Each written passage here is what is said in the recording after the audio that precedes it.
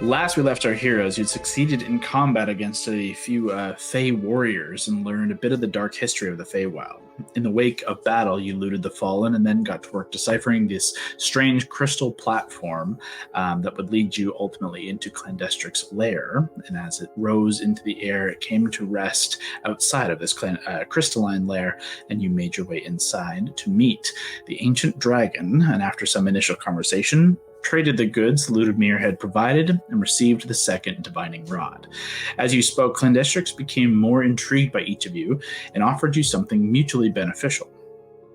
A glimpse of your futures as deemed by fate, and to sweeten the pot, she would also fly you from her home to the surface in the ridges of the Silver Highlands. The offer came with a cost, something of personal value, to which you each agreed and paid your toll. When you were ready, Clandestrix began the ritual, and the stars and auroras that decorate her realm flew into motion. 12 constellations began to form, one by one. A constellation settled over you and offered you a glimpse of your fate. Augustus, marked by the Well of Souls, saw a path consumed by flame and misfortune. Enid was shown a glimpse of a fateful meeting and of great emotional toll, for ill or good. Only time will tell. Decrane was shown a path well-worn but fruitful in the end beneath the everlasting chalice. And finally, Andy, marked by the garden, was shown a trio of tests that await. A dark tower, a great power, a lost helm in its ruined study, and a moment of despair followed by the temptation of shadow. Finally, fulfilling her end of the deal, Clandestrix bore you upon her crystalline back, and with grace and exhilarating speed, you found your way out of the underworld, beneath blue skies and sun once more. As you're safely set upon your path along the ridge of the Silver Highlands, with cold but fresh air and sunlight you've not felt for some days, we begin today. What are you doing? God, I'm so unprepared. Let me get the music going. We should just use our own music. Random plug for we have random music on YouTube. Oh, we do have our own music. You can check that out on the Hexplorers D&D YouTube page. If you're watching this, you're already there. Unless you're listening to this. Don't click off of this video to Stay go here. Please. Stay here first. We need the retention. A new tab. You don't have to, though. We've put music underneath this. You're fine. In the future, if you wanted to, play it during your game. What time of day is it, Mr. DM? As you guys come up, you can see it is basically a noonday sun, maybe even a little bit before noon. You guys started relatively early, and ultimately the conversation, the battle, and the preparation did not take too much of your time. It's by the time you actually got up and at it, it's looking about noon by the time you'll kind of get on your way. One note: it is cold up in the very high parts of the Highlands here. However, the like being beneath the sun, especially a noonday sun on a relatively clear day, after I don't remember how many days ultimately it was through the underworld, but even one or two for sure without the sun, it is literally a warm reprieve that you've long missed. We could, I'm like literally tapped from spell slots. I'm good on health, but we could just start maybe trying to walk in the direction we're supposed to go, but also mostly be looking for a place to camp out later. Like, that would be safe. Does that sound good to you guys? Imagine this an adorable accent of my character as I say this. We should find shelter for sure. What a great idea. I will say, as you kind of look out, you are on the ridgeline here. There is a path, and it's honestly, it makes your travel here relatively simplistic. You know the one direction you can go, follow the ridge, and there's only really one path. Every now and again, there's a little bit of deviation and some option, but ultimately, as you're at the top of the Highlands, it's basically as straightforward as you can get. Head north along the ridge. At a quick glance, as you guys, if you wanted to consider a short rest, feel free to, but at the very least, if you stop at the top here and look around and just kind of start to get yourselves ready for travel after, not really necessarily being ready to go for a hike. Looking across the ridgeline, you can see that you're not quite at the very height of it. You can see the peak does rise off in the distance and then into kind of the cloud. You are high enough up there. You can see 40 miles plus either side of you, the clear of the day. In terms of cover and shelter here, obviously you don't know exactly what lies ahead of you, but it doesn't look like you're going to be looking for anything particularly large. You might be able to find like a bit of a rock like element that's gives you a little bit of cover, maybe a small like cutaway cave element, but it doesn't look like there's going to be much in the way of cover up here. It's more or less just sheer rock and a little bit of vegetation and snow. Well, then yeah, maybe looking for a little just a dust alcove. For sure. At the very least, you also have the tents, which you will be able to set up as well. And I believe, correct me if I'm wrong, you also have purchased and are half wearing like winter gear as well. Hmm. So the cold is actually not something that you're particularly concerned about right this second. And we were just in like a super snowy crystal dragon cave, so It's true. Yeah. this probably feels warmer. It was surprisingly, like, I mean, you were in a blizzard part that was magically freezing, but ultimately not so bad. So as you guys begin to take off, if there's nothing more before you begin to kind of get to this hike. The most question is like, how's everyone's health? Do we need short rest so that if someone like falls 10 feet down a cliff, they don't die? I am like almost max, so I feel good that I don't need a short rest. I'm like 60%. I'm at about half. Yeah. Oh, then we can take a short rest. Sure. Yeah, I don't mind. I get like 1 spell slot back. We just experienced a lot emotionally, mentally. So maybe Yeah. it's nice to just process and chill for a sec. We flew on a dragon's back, for God's sake. That's insane. Saw a view that few people have seen. Yeah. I'll even say, like, given that you didn't really get up to anything of physical weight in the last kind of encounter, yeah, emotional weight for sure. Like, it doesn't have to be even a full hour rest. Like, it can be a 20-minute, 30-minute reprieve here while you just kind of get yourselves ready. Not that it hugely matters for the adventuring day, but it's actually not quite as bad as you want. But yeah, please go ahead and click the short rest, heal up if you need to, get any of your short rest abilities back. If you want to go ahead and roll hit dice, we can pause and cut all that out. I forgot about that. Just literally, I'll do that. then I get stuff back on a short rest, like wild shapes and Wild ray. shapes.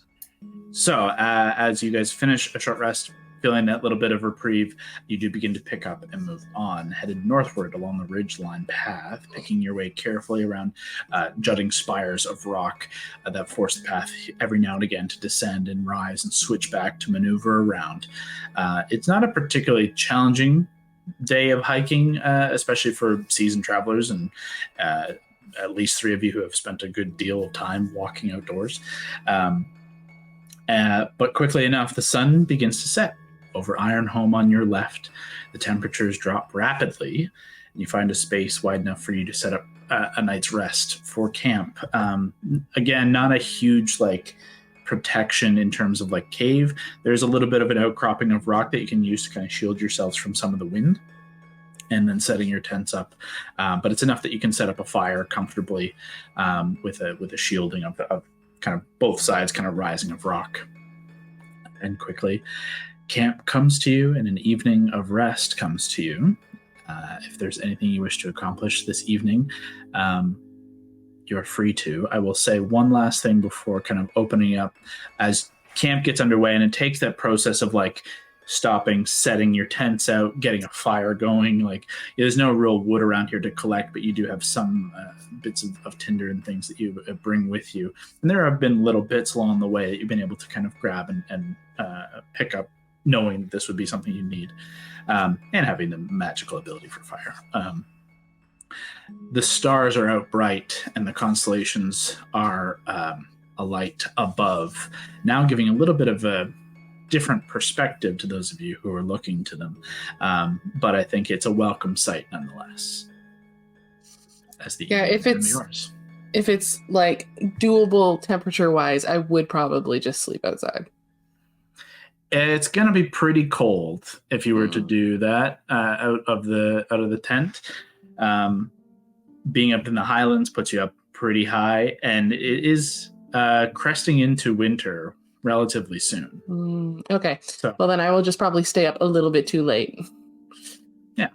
Yeah, there is an element of like being able to push past the weather for what you've missed over these last I don't know if it's been a week, probably, I think, roughly guesstimating. I would be drawing a couple things for you. One, could I make a perception check during this journey to try and spot some animals? Just want to see what animals I could spot that could be in the back of his mind when he's thinking about wild shapes in the future. I'll give you a perception check if you want to look, or a survival check if you want to see the signs or tracks of things that would be here. I'll say perception-wise, it's going to be a higher DC. Could I help him with that? Sure. If you want to give advantage, absolutely. Okay. So thanks, sis. No problem. That's what I'm here for. That's so nice. So are you going Is there perception or survival? Perception. Okay. Oh, that was a good one. First one, and then this one is a worse one. So 21. Okay. Over it's about 4 or 5 hours that you guys end up spending walking before tiring yourselves out. The sun starts to set. Time to set camp. I'd say you several times, perhaps a little disconcerting, you see something kind of prodding up along the ridgeline ahead of you, keeping its distance, and you see what looks like there are potential for wolves in the area. You see a couple of, they don't look particularly beefy. They're not dire wolves. They look almost mistaken for coyotes. Like they're very skinny, but they're very small. Kind of gray, silverish coloration to the ones that you've seen. You spot it. You think at least two, and typically there's going to be a pack around. There's been a number of different kinds of birds that have been too far away to gather anything. Even with a 21, like it's really difficult to give anything particular. You think you have seen like hawk or eagle for sure, kind of predatory birds. And then honestly, I think that's it. There's actually not a ton of wildlife I love that. in this area. Shit, I actually had something important to say. Oh, just for the listener, I don't know if we ever said this on camera, but we've talked about behind the scenes. I don't want a wild shape, and Kyla is totally obviously in agreement with this. I don't want a wild shape into a velociraptor or some crazy thing that how the hell would this bunny rabbit who lived on a farm have seen? So I'm going to be clocking animals that I could have either seen in the past, maybe have seen in a Fey life, or seen the adventure for things to turn into. Especially that August just found out he could do this, so trying to play. It's such a cool idea too. Yeah, it's like more fun than being like, I'm a blue whale now. Yeah. There's a couple of potential surprises I can pull from the Feywild unknown that we need to kind of chat about a little bit more of, like, if you'd ever want me to kind of like interject, or if you could feel the urge of something overcoming you, but I never want to take that choice away from you. No, I love this. This sounds fun. I have to like get ahead of like messaging you before I do it to make sure you're cool with the action economy of it. But I love that. That's The other thing I was going to say that wouldn't be RP stuff, but just as a reminder, is we got another divining rod, right? Now we have two? We have 2 divining rods, yeah. I lost the staff of healing. Yeah. So just as a FYI, we're down a ways to heal. And then Mary, fuck, I told you it would fucking happen. We talked Andy. Okay, Andy, you found those books from the Tower Grotto. I just edited that episode, so I was like, have this in your mind that you could share this knowledge of. You just watched it for future if you ever wanted to read them. I'll add 2 other things actually that you have found as well that were kind of held for future downtime to dig into. There was a coded missive on one of the Fey on the Mothrin, and there was an odd pearl thingy that you picked up as well. I can ritually identify the odd pearl thingy if it's magical. 1 second. I will also just add that the divining rods have a specific attunement that only bards, clerics, druids, and wizards can use. So, okay, Scott. Yeah, it's only really going to work for both Augustus and Andy. I'll take it because I'm down a staff. If that's cool with you, unless you want to It dual wield staffs. No, it gives you advantage on initiative and on perception. So it's just, even if like those are the only features you use. I will add it to my list. Sorry, Leah, you said you're going to identify what? The little pearl thing, if it's magic. Sure. You detected a little bit of magic, a little latent magic. Mhm. It is indeed a magical object. As you go to identify it, you come to find it is known as a pearl of portal detection. It is this kind of baseball-sized pearl with a kind of rainbow iridescence to it. And is enchanted to detect the presence of planar crossings and portals. It automatically, just like if you're within a mile of one, it shifts from white to kind of a pale purple. And then if you're within 100 feet of one, it turns to a deep purple. And then it has a feature that once per day, you can ask it to show you the nearest portal and crossing. If you're within 5 miles, it'll turn the color of the plane's associated color, and with a darker spot to indicate direction. However, if you use this feature, you have to roll a d20. On a 20, you get a like a kind of illusory glimpse of the portal or whatever the site is to give you a more specific kind of chance. But on a 1, the item is destroyed. It crumbles to dust. Ooh. I think I would give it to Enid. It just seems That's cool. fitting. Oh, thank you. So what did you call it? A pearl of portal detection, if you want to add it to your... I'm going to add it in the chat specifically for if you want to search for that.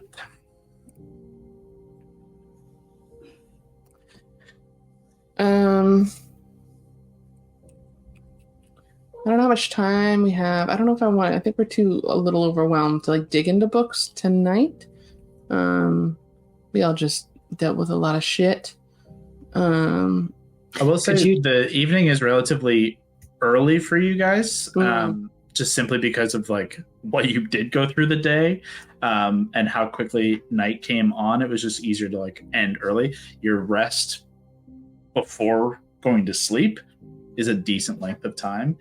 That like if you were thinking of like how much you could accomplish, you've got a good amount of time here before you like feel the need to go to sleep. But if you emotionally don't want to push into too many things, that's a different story.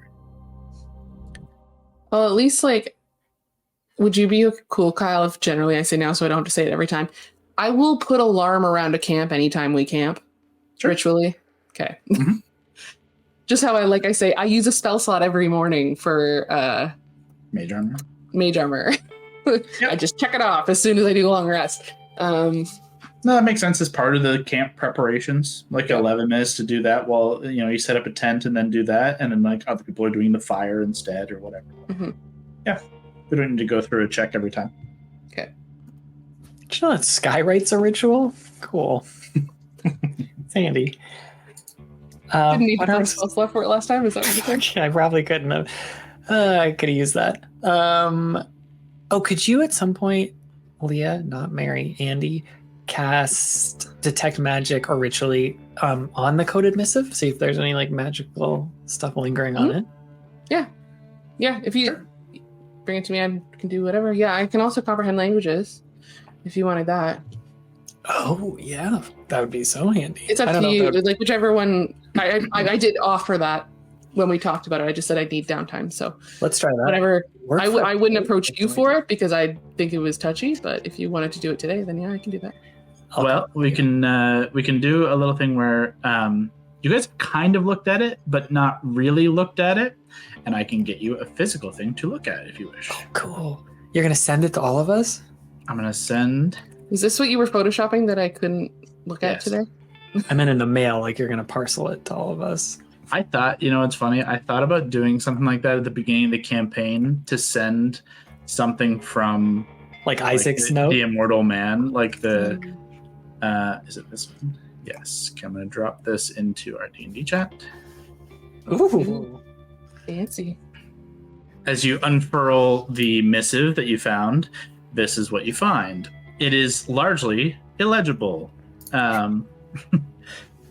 There is obviously a section up the main section is written in a language that immediately Augustus and Enid, as you guys kind of crowd around to look at this at the firelight, it is Sylvan. However, it's not words.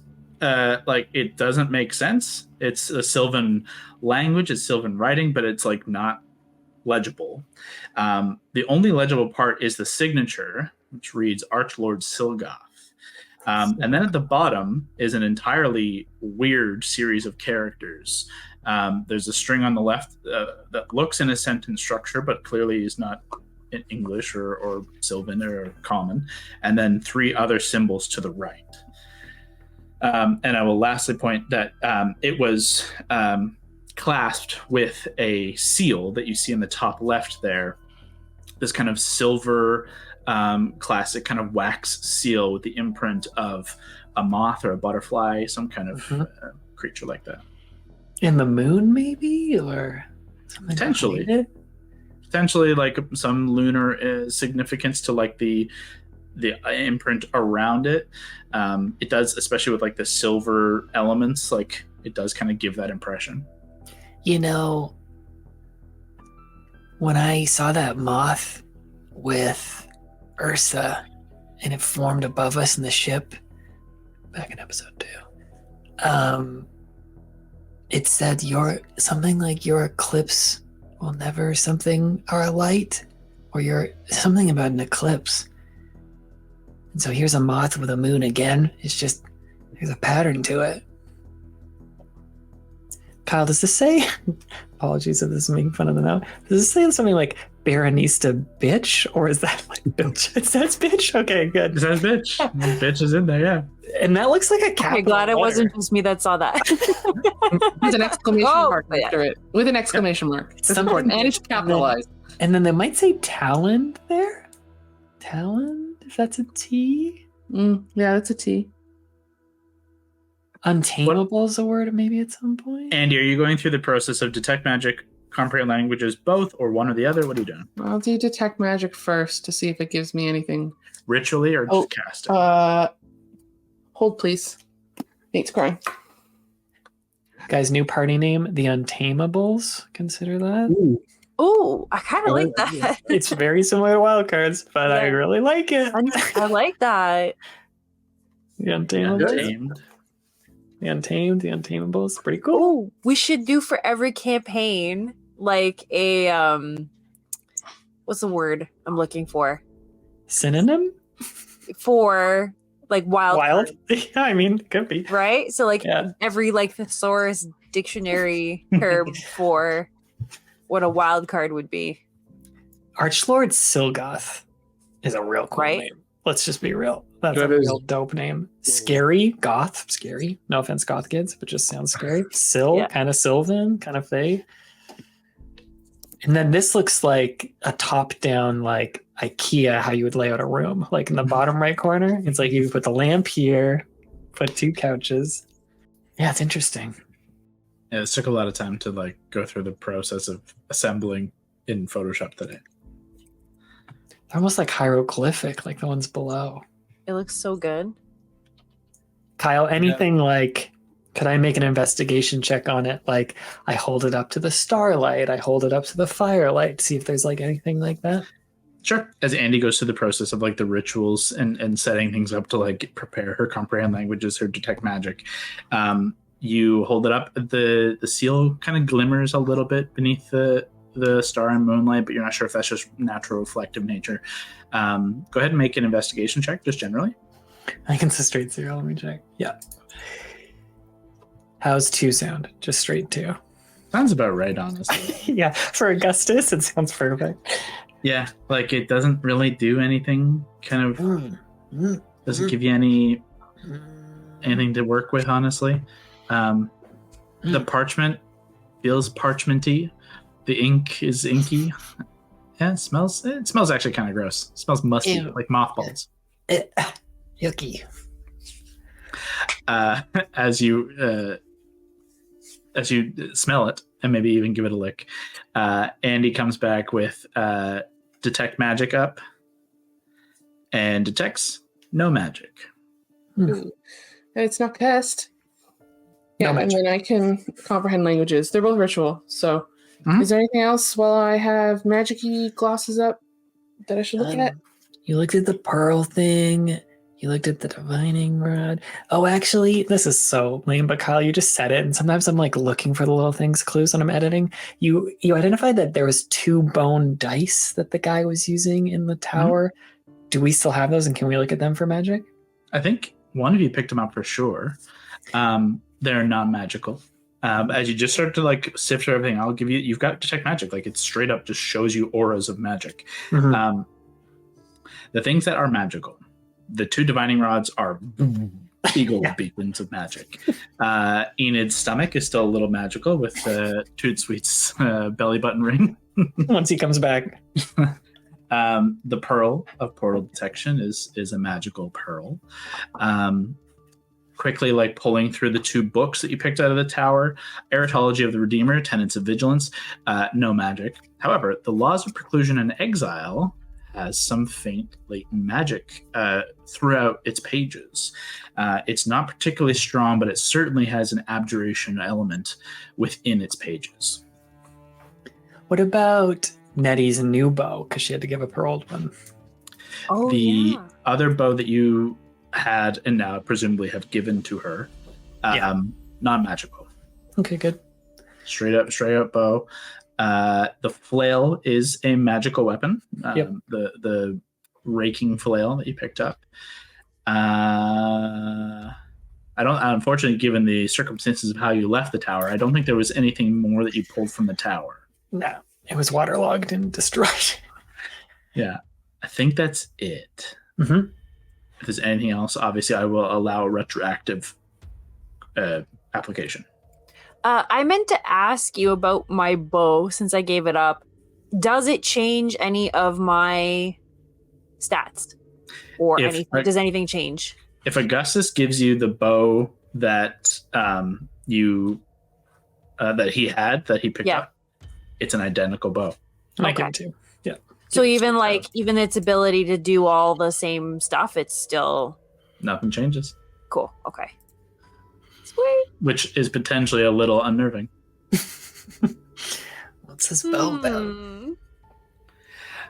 The Wild Hunt. That's it for under the detect magic. But as you go through the comprehend languages, Andy, you can now add the element of the Sylvan language that is kind of in here. However, you also note not exactly clear. Go ahead and throw me a straight intelligence check as you begin to go and look into this process of kind of like deciphering what's going on with this Sylvan but non-Sylvan. 16. That's enough. It takes like maybe 15 minutes of everyone collectively, but you end up kind of coming to the conclusion that it's just a simple substitution cipher. And ultimately, like, it goes through the process of like just through the alphabet, especially with the Sylvan I's, you just go through like A is actually S or S is actually A, like, and then just go through and then begin to replace the letters in the alphabet in order until you finally are able to find the words that are there and basically rewrite legibly this. It reads, unless someone of you want to read it, feel free. Warriors of the Pale, our efforts against the Bitch Queen's light triumph. Stay the course. Take prisoner the weak. Make examples of the untamable. The talons chip beneath our might. Under the pale banner, our everlasting life will be returned. Signed, Archlord Silgoth. Despite the substitution cipher, you do not, obviously the others are not letters, and therefore it doesn't immediately kind of ring true as to what those are. However, you are now kind of on the path that it's likely coded in another kind of cipher. I got another baby screaming. Yeah, there's another cipher at work on this secondary element here. If we want to continue down this path, the process of deciphering the missive is going to be a series of intelligence checks You've done the first. If you want to continue down the path, you need to hit 3 successes before 3 fails, and you'll be able to decipher the entirety of the missive. If you fail 3, each time you fail, the DC increases by 1. Cool. If you fail 3, then you lose time on the night. Do we want to do this today, or do we want to do this a day where I might have a leftover report, and at the end of the day, that doesn't suck? Kind of want to do it now. We're here. Yeah. Is there any abilities that you want to try and apply? What I'll say is the checks are made over the course of a series of time, so you'd at least be able to apply a spell or effect to at least one of the rolls, but not both, if that makes sense. I don't have any. Unless you have an hour-long enhance ability kind of situation. Oh, I do have that, but I don't have the spells for it. I'm just reading the notes. So interesting. August would not be able to put this together. Us players, Scott talking, the Talon. What didn't they mention a court of owls or something like that? So maybe there's something there. Batman vibes. Bitch Queen's Light Triumph. Stay the course, take prisoners the weak, make example of the untamable. Warriors of the Pale. Cool. Under the Pale banner, our everlasting light will be returned. Capital P. Capital P. Now let's read it backwards. Returned be will life, everlasting. Our banner, pale, the under. It almost makes sense. So it kind of works. It almost makes sense. Do we want to try? We can wait for Al. We can wait another day and wait for Ali if we wanted to. Whatever you guys want. You've got one check success now. You'd have to, again, if you were to continue a different day, you have to start from the beginning. So you've at least started down 1 success. It's no difference to me. It's your guys' note. It's up to what you guys want to do. Okay. Let's keep going. Could you keep trying to be smart, Andy? Could you smart it out? I could try. Is there anyone who wants to give advantage, be aiding and giving advantage? What I will say is you at least need to have some way that you can logically explain how you're helping. Yeah, let me look at my shit. Try and figure that out. I would like to give advantage, but how could I give you advantage? Could I try and use do you have any experience with codes and ciphers and shit? I could see that as being something in Decrane's past, if that's something you want to think about, Kev. Could maybe you add history to that or something? Or I guess it doesn't. You don't need to add it. You would just give advantage by You'd just be providing advantage, but it'd be kind of if you were to play it out, it would be how is Decrane's experience and what he's done in his past kind of helping with the piecing together of the puzzle. Yeah. I think so. That's a very solid, strong. Sure. I'm trying to think because, I guess Decrane would he would have to know where Decrane is from. I mean, my intelligence in this game is pretty not good. Same pal. It's a good old 0, so that's why I'm that's average. Not a negative. 0 is average. But I definitely would have had to get out of some puzzles. My thinking, honestly, not to force anyone's hand or mess with my own plan, but my thought process with what I know of your backstory would be working in the ways that you were trying to work things out in would involve a little element of subterfuge, which could involve codes and translation to who you were trying to deal with how to avoid certain family members and how you're trying to undercut certain things.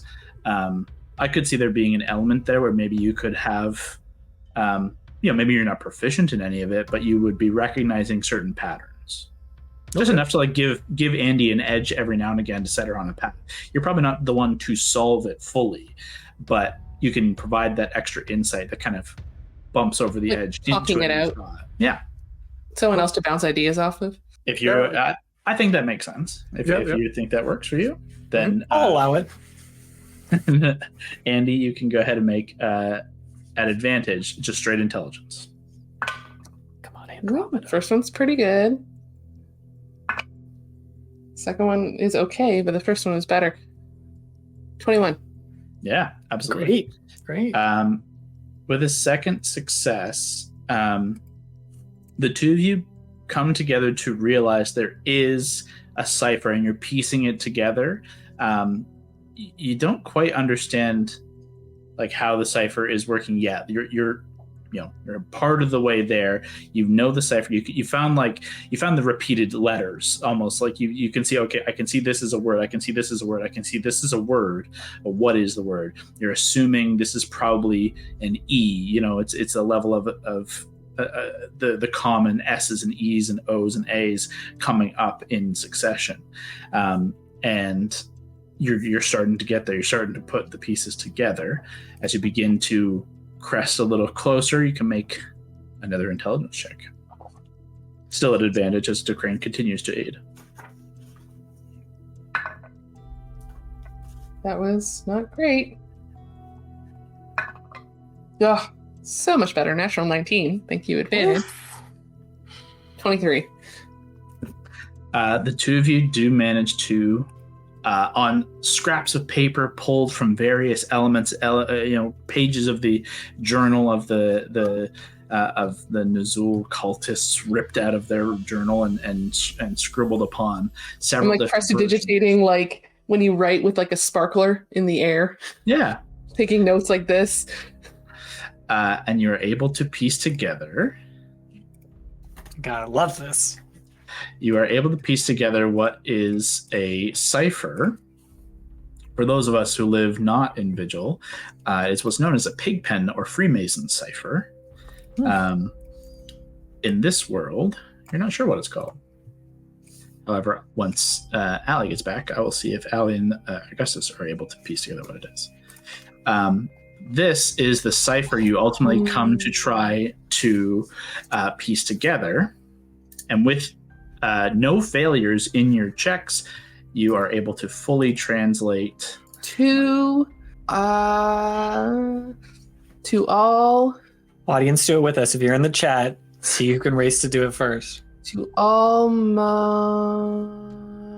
M-O-Q? I think it says something like to all Mothrin. Yeah, moth the something. next line might be plant the seeds. Has Kyle already sent it to us? Yeah, he already sent it. Leah, why don't you read it, though, because you're the one translating it. To all Mothrin, plant the seeds far from the light's reach, sow fear wherever magic alights, and deliver your harvests to the north. Or harvest to the north. Then it says roots, sanctuary, tower. Above the three little thingamajiggers. The other three, because you rolled so well over the three, you hit over 20s on each of two of the three, I believe, collectively. And it was a perfect run. You were able to piece together that the other three symbols are the same cipher stacked. Mm-hmm. So each letter just like is stacked or condensed within.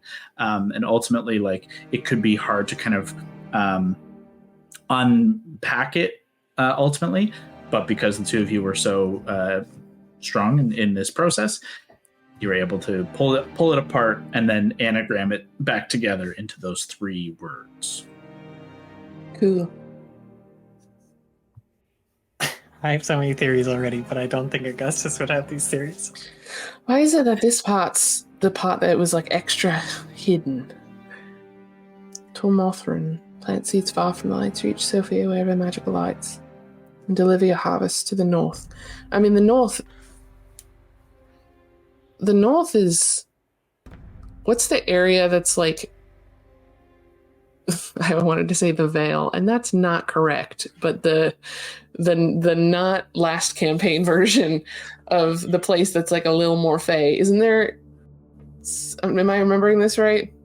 Not really. North and east, there was like an area when we were looking at the map that was like or something. The east, the realm to the east of Candorne is called Mirnath, and there is a there's like, I mean, it's got Elven classic Elven like history, which does tie itself to Fae, which I suppose that is definitely northeast. So there, the Mirnath is the realm to the east. I mean, it might not necessarily be directions here. Could be somewhere else. Well, plant seeds. Plant the seeds. What seeds? We didn't find any. They called us seedlings when they saw Nettie and I. They called us seedlings. And also, remember there was like the scary moth guy, but the other people didn't look like moths. So maybe this was like a secret message just for the moths? They say deliver your harvest to the north. I mean, earlier it's like take prisoner of the week. So maybe it's like bring the prisoners north? Well, yeah, remember they said that there was more of us, more Herringons? If I know that that's what I'm called. More bunny people? More bunnies? That sounds a little terrifying. Not gonna lie. So, you know what else I was thinking? So fear wherever magical lights. And remember how scared Ursa would get? And that's like when her fear would come out and be that spooky, scary thing. There were so many moths when Nettie and I went on the roof. There was all this dust at the window, and actually moths were attracted to it. They were trying to get in. To all moths. So if I'm thinking probably far too much into this, if something was planted, is what you're saying, in Ursa or with Ursa, something was sown, and I wasn't even thinking she could be delivered. I wasn't even thinking planted. That's beyond me. I was thinking that they just called us seedlings. Like, I don't know if seeds is just like a term for people like Nettie and I, and that they do something with them in the north. Well, the seeds of fear, the seeds of, I mean, it could be literal or it could be the fact that it's here, the fact that that part was decoded that part was encoded likely means that there's got to be something more to it. These phrases mean something to somebody. We just got to find someone who knows what they mean. Also, the root sanctuary tower thing. Oh, yeah. To me, that reads like directions. Yeah. Root sanctuary tower. I don't know. It's pointing in directions too. Yeah, but that also might just be the cipher. Right down, right? Roots sanctuary tower. Could be a code when you get somewhere too. Absolutely, yeah. Could it be underground level and above ground? Mm-hmm. That's interesting because we were just underground. Andy, didn't you have a scary dream about a tower? Don't you? I have lots of scary dreams about a tower. Yeah, I mean it's pretty common imagery. It's not really like. Okay. There's also a tower in that book you were looking at. There's a tower in my normal vision. There's a tower in the latest thing.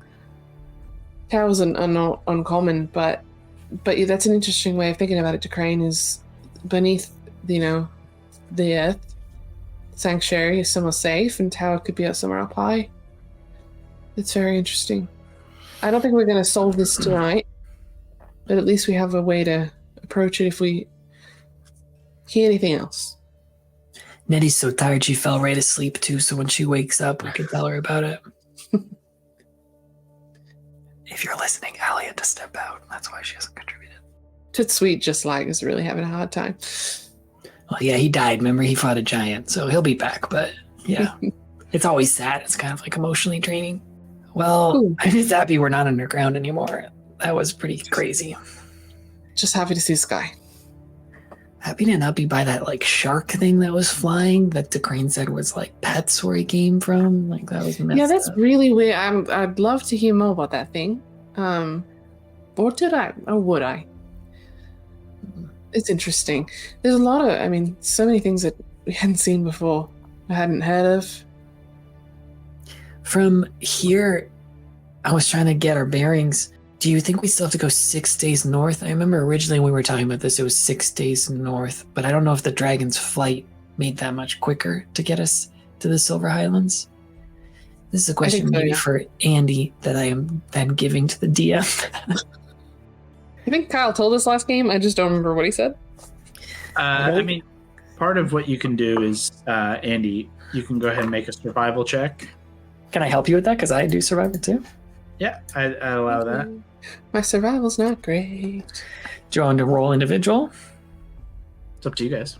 You Sure. can both make survival checks. The question was posed to Andy, but Let me help you try and understand it. Yeah, we can talk it out. Well, I almost rolled 15. that one. 22? Yeah. So much better. you're both able to kind of decipher after the advantage to ridgeline hiking is you had a big view of everything around you. That puts in perspective pretty well where you exist on a day-to-day basis. Kind of immediately to your west would be Ironhome, like kind of the northern edges of Ironhome. Kind of, and the southwest would extend far beyond. Unsettlingly, especially towards the end of your day, you can see elements of the Ashen Wastes to the northwest. But directly to the east is Kinshire, which the Silver Highlands is kind of the backdrop of Kinshire, which is the easternmost barony in Candorne. You gather that the peaks from how far into Kinshire you feel, you'll be at the peak and you can kind of see the peak as far as you're walking by the mid to late next day. Oh, great. Imagine Clandestrix brought you pretty far north, and the ability to travel with the mic, and it's circumnavigated several different areas that would have taken like time to like go around and all this kind of stuff. You kind of made a beeline with their help through the mountain, and then Clandestrix did the rest. So you're making excellent time overall. And then is this where we want to look for the waterfall when we get to the peak? Or do I have No. that wrong? That's The waterfall is Brunderkiln. That's in Brunderkiln. Okay, great. It's a geothermal situation with a waterfall. That's behind the waterfalls where the divining rod is. What was I going to add to this? While we're up here, and maybe this could be the last thing I do before I settle down for a rest, could I just do a perception check of any fires? Like, are there any other signs of civilization, like from this height as we're looking down? Make a perception check. It would normally be a disadvantage, but because you're looking for something specifically like light in the dark, I'm going to kind of cut it to a straight roll. That works too, because I have advantage. So straight roll sounds great. 24. The kind of as you're kind of standing and kind of finishing, just getting one last kind of look, especially when you're kind of considering where are you in the grand scheme of the world right now. There's no light up on the ridge that you can necessarily see. You don't see any firelight. You don't see any firelight. Even looking down off the slopes of the mountain, it seems entirely quiet. Far down to the east, you can see plenty of fire and elements of like small towns and little villages and homesteads that kind of dot the area around Kinshire. And off to the southwest, lots of light headed from Ironhome. Like you can see all kinds of little dots of light. There is civilization around. It's a long ways off, but the clarity that you're able to see at this height is giving you little points in the dark. With a pretty high roll, the last thing I'll give you is that you kind of are trying to look towards the peak just to see if there's anything up that way, if there's any fires awaiting you, obviously looking for threat. You see no sign of fire, but there is something that stands out amongst the cloud is kind of rolling over through the peak, making it difficult to see. But there is this kind of like dark spot. It's hard to pinpoint, but there's something dark up towards the peak through the cloud that you're seeing through the cloud. It's like a difference within that is just something you catch, and then it's kind of gone. Hard to keep your eye on. You rolled high. By gone, is it moving or just kind of like, like the depth of trying to like gauge it? More the latter. It's just hard to keep your eyes on. Every now and again, you're able to like, is that it again, or is that just shadow? And then, especially when it's dark. Gotcha. Yeah. Cool. I'll probably settle in. That was a lot. Trying to take in everything that happened today. Trying to take in that note, the Mothrin, the Pale. Thinking about the Untamable as a party name. That's really interesting. Tameless, also interesting. Working on branding, stuff like that. Valentine, is that you? No. Did not make branding in the world for the wild cards. Yeah, you probably don't want Augustus to lead the charge on the branding front from an artist perspective, where Valentine maybe I would be on board with. These are the guys we gotta look out for. These guys, the Mothrin. Scary. As you all begin to kind of disperse and settle in for the night, letting the fire kind of burn to embers. I have one last question. Are you doing watches? You have the alarm up around camp, but are you doing any specific watches and kind of sitting out and about? Considering how far in the open we are, we probably should. Are we doing the edgelord never sleeps thing? Our boy DC never has to close his eyes? It's up to DeCrane. Kev, you just want to be on watch the entire time? I'm just going to be watching. Just whittling a stick by the fire is how I imagine you. Or cleaning your gun is probably what you'd be doing. I may even investigate around here too. God. Sure. The perfect guy on watch leaves the. I will not be far. I will be doing perimeters around the camp. That's exactly it. Don't go too far. Don't worry. Also, wait, you should really let one of us relieve you. You can, right? Yeah. I think it would be beneficial to all of you to know how to keep watch and defend. Okay, so you do realize that we've all traveled a lot. I'm so tired. I don't like waking up. And maybe maybe at some point we have to run drills where I will pretend to be a raider. And one of you will be on watch and we'll see how you handle it. My man, you're going to get a face full of some really shitty magic, I promise you. I do want to get better at this kind of stuff, so I kind of feel like it's a good idea. Can we not do it for the next few days though? It's been a week. Do you want me to watch first? I'd rather stay up. I can watch with you for a little bit and then go to bed. How about stay up for what is the unit of time in here? A couple hours. We use hours. Typically, you do about 3 hours on watch. So that 3 microns. Yeah. Stay up for a brief bit. Okay. And then you can go to sleep. Just okay. Yeah, I'll stay up. Nettie, you can keep sleeping. Sleeping pants. Keeps snoring away. Yeah, I'll stay up with you, DeCrane. Don't worry, Andy. The boys got it under control. Okay.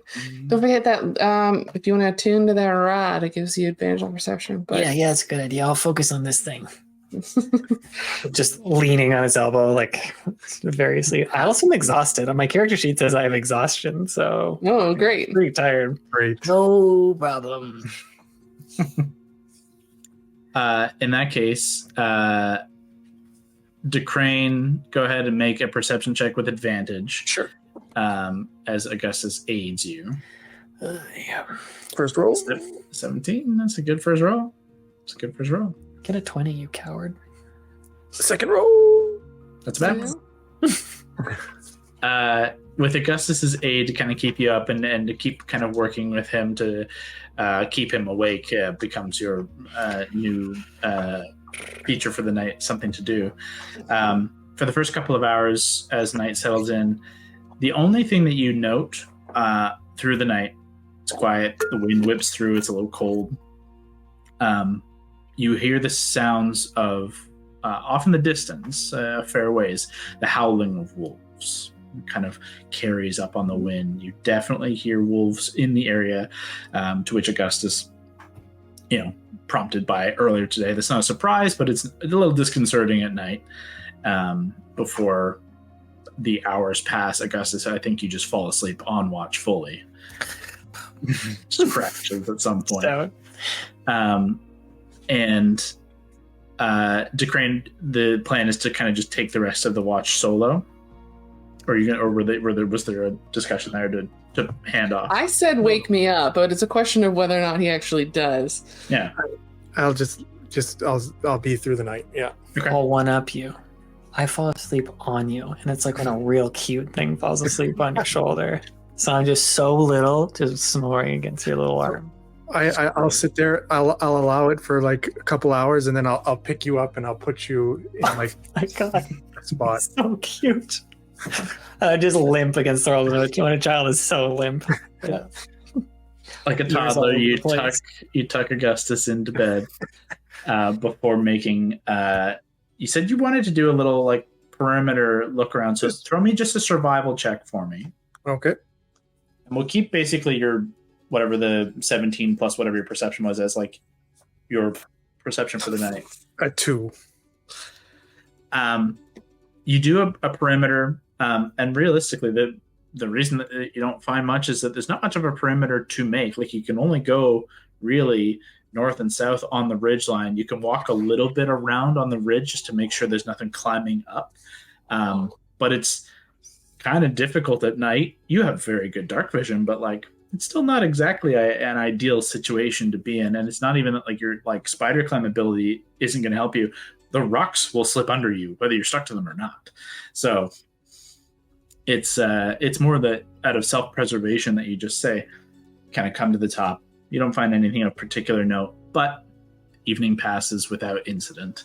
And you do note, I will say, DeCrane, through the night, you do hear more howling. You do hear some sounds of things that got close, but nothing that you ever even broke like line of sight, like nothing that ever came close enough into camp to cause any harm. But certainly some, likely wolves, but some kind of creatures came to scope out, sniff out what was here before carrying off into the night. But morning comes to the camp, and you all awaken to sun once more. Still cold, but another clearish day. Crane, you're supposed to wake me up. You needed your rest. No, I'm fine. Honestly, I didn't get nearly as messed up as these two did. This cannot be good for your health. or you're just passing out and then we're not having a watch. Neither of those things is good. We'll worry about it in time, but right now... I think I'm going to worry about it, like, now, though. Like, it's weird. It's just the way... Do I need to be concerned? Yeah, sure, but do I need to be, like, concerned about it? Because I feel concerned about it. I'm happy. He's a pro. I wouldn't worry about it. Like, he's a good watch guy. Sure. Sufficient energy resources right now. That sounds sketchy. But That did, sounds like, weird. Drain that whole wall from existence. Yeah, okay, wait. We didn't talk about that. 1 second. I, sit down. What the hell was that? I just got up. I want to No, but what explore. was it? It was whatever it is. It was weird. It was cool, but I had no idea what was happening. There was magic, and here's the thing. When that happened, I had a spell called Tech Magica, which means I could see the literal magic, and the magic was on the wall, and it was in that weird portal thing, and then it was physically leaving it and going into you. Like, what is that? Can you do it again? Like, if we need it, is it something you could do again? What is it? I thought you hated magic, but that seemed very magic adjacent. I wouldn't consider it magic. I consider it more of a food source. I feed off of energy. And I guess in this instance, it happened to be divine energy, but the facts remain that it was nothing more than just a way to sustain myself. I feel like you think that it explains things and that's going to stop the questions, but in fact it just makes me have 10 times more questions. Oh, that wraps it up. I get it. Sounds case closed. This guy knows stuff. He feeds off energy. What's more to know? What is it? I'm going to think on that one. I can feed on energy, and if I need to, I can feed on blood. What? Don't worry. Like a vampire, like a classic vampire. What's a Are vampire? you just a What? vampire? It was very sunny yesterday. Is that true? Wait, do vampires know? Does that not matter? Is that not really a thing? Are vampires real? Vampires are real. If he was a vampire, he would have melted in all that holy water when we were underground.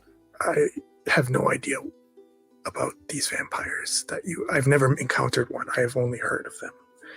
Great. But this is more that where I come from. This is quite normal.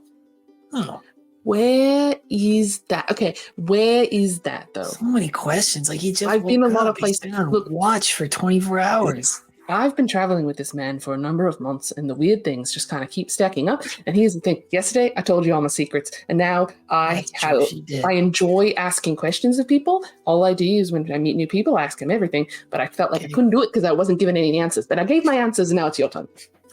It's a faraway place, and it's not easily accessible.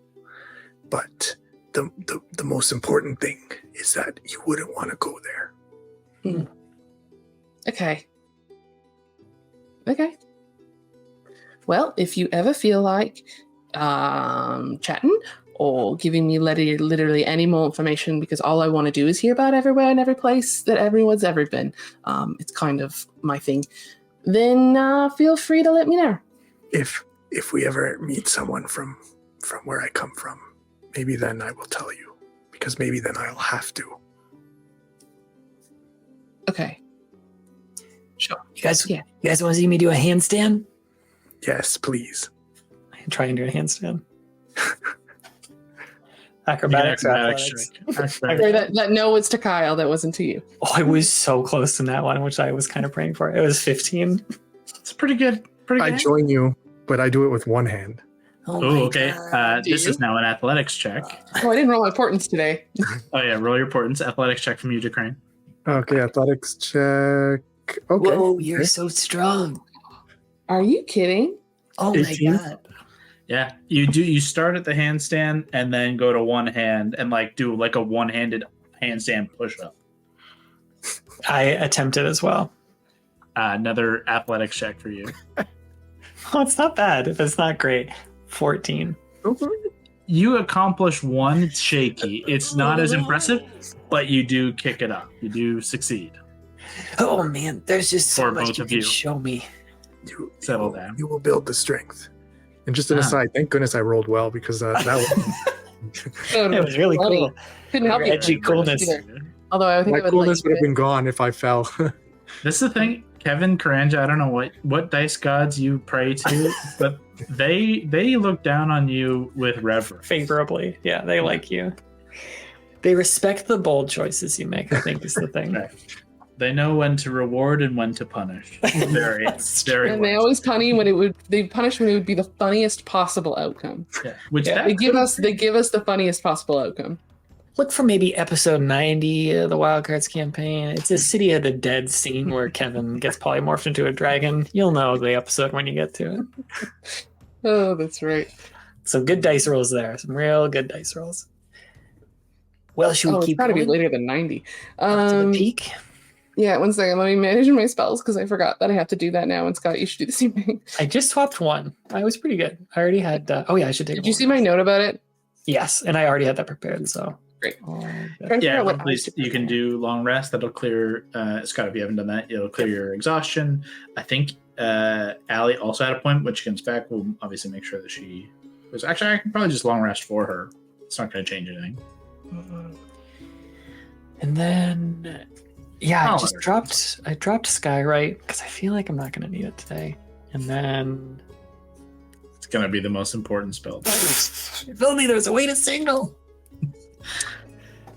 What is that? Takes one? 10 minutes to cast. Should I prepare comprehend languages or leave it as a ritual? Then I would drop something. Are we going somewhere where we think there might be other people? Like we're not going to the town part. That's like part 2. That's the Brunderkill one. No, where we're- the town. I'm making sure. But What if we get to the top and I saw a monument or something and we need to comprehend those languages? Yeah, but then I have 10 minutes and then it's not weird. Oh, okay. It's more of like Okay, if someone's, I can do it virtually, but it's more of if we end up in a town and I'm like, I can't cast magic because there's people in front of me. God. Then I need to overhear what they're saying, right? Like Your understanding, there's no habitation up on top of the mountain here. Okay, great. This I'm is going to leave what I secluded had to kind carry of yesterday then. spot for the divining rod. I'm leaving combat Andy then in case we run into some wolves. Okay. Combat, Andy. Unless there's anything else, we can move on with the day. Do I want to take that spell? Yeah, no, I'm done. I might just swap one spell, but that sounds good. You guys begin to make your way on your day. You pack up camp, douse your fires, and begin another day of hiking. You imagine about half to 3/4 of this day should get you to the peak, just given that you can kind of see it in the distance as it kind of is still kind of perpetually in the cloud top. But based on how far you traveled yesterday, based on how well most of you know your distances for travel very well, you can begin to make your way along this ridgeline carefully, again, hiking and picking your way around the jagged outcroppings and making sure you have sound footfalls lest you stumble from what is basically, a 10-foot wide path. Like, it's not particularly massive the way you're traveling. Every now and again, it widens to 15, 20 feet. Every now and again, it thins to a 5-foot kind of walkway. But ultimately, in this section, it begins to widen slightly, and through the clouds, you begin to kind of rise up into the kind of cloud cover as they lower up ever so slightly, and you begin to kind of shift into the clouds. It grows surprisingly cold as you do so, if you weren't aware of that. And through the cloud looms a large shape. It comes into focus the further and further you've gone into about midday at this point. The slightly wider path ends at the base, what is basically a sheer wall of stone that rises, you can see, about 15, 20 feet to a ledge. There's no the path ends at this. You will have to scale or otherwise find a way to climb this mountain, this wall. Okay. I mean, we have climbing gear. I have climbing gear. I'm not the best climber, but I can do what we did last time and magic catapult up a piton. Oh, yeah. How tall is it?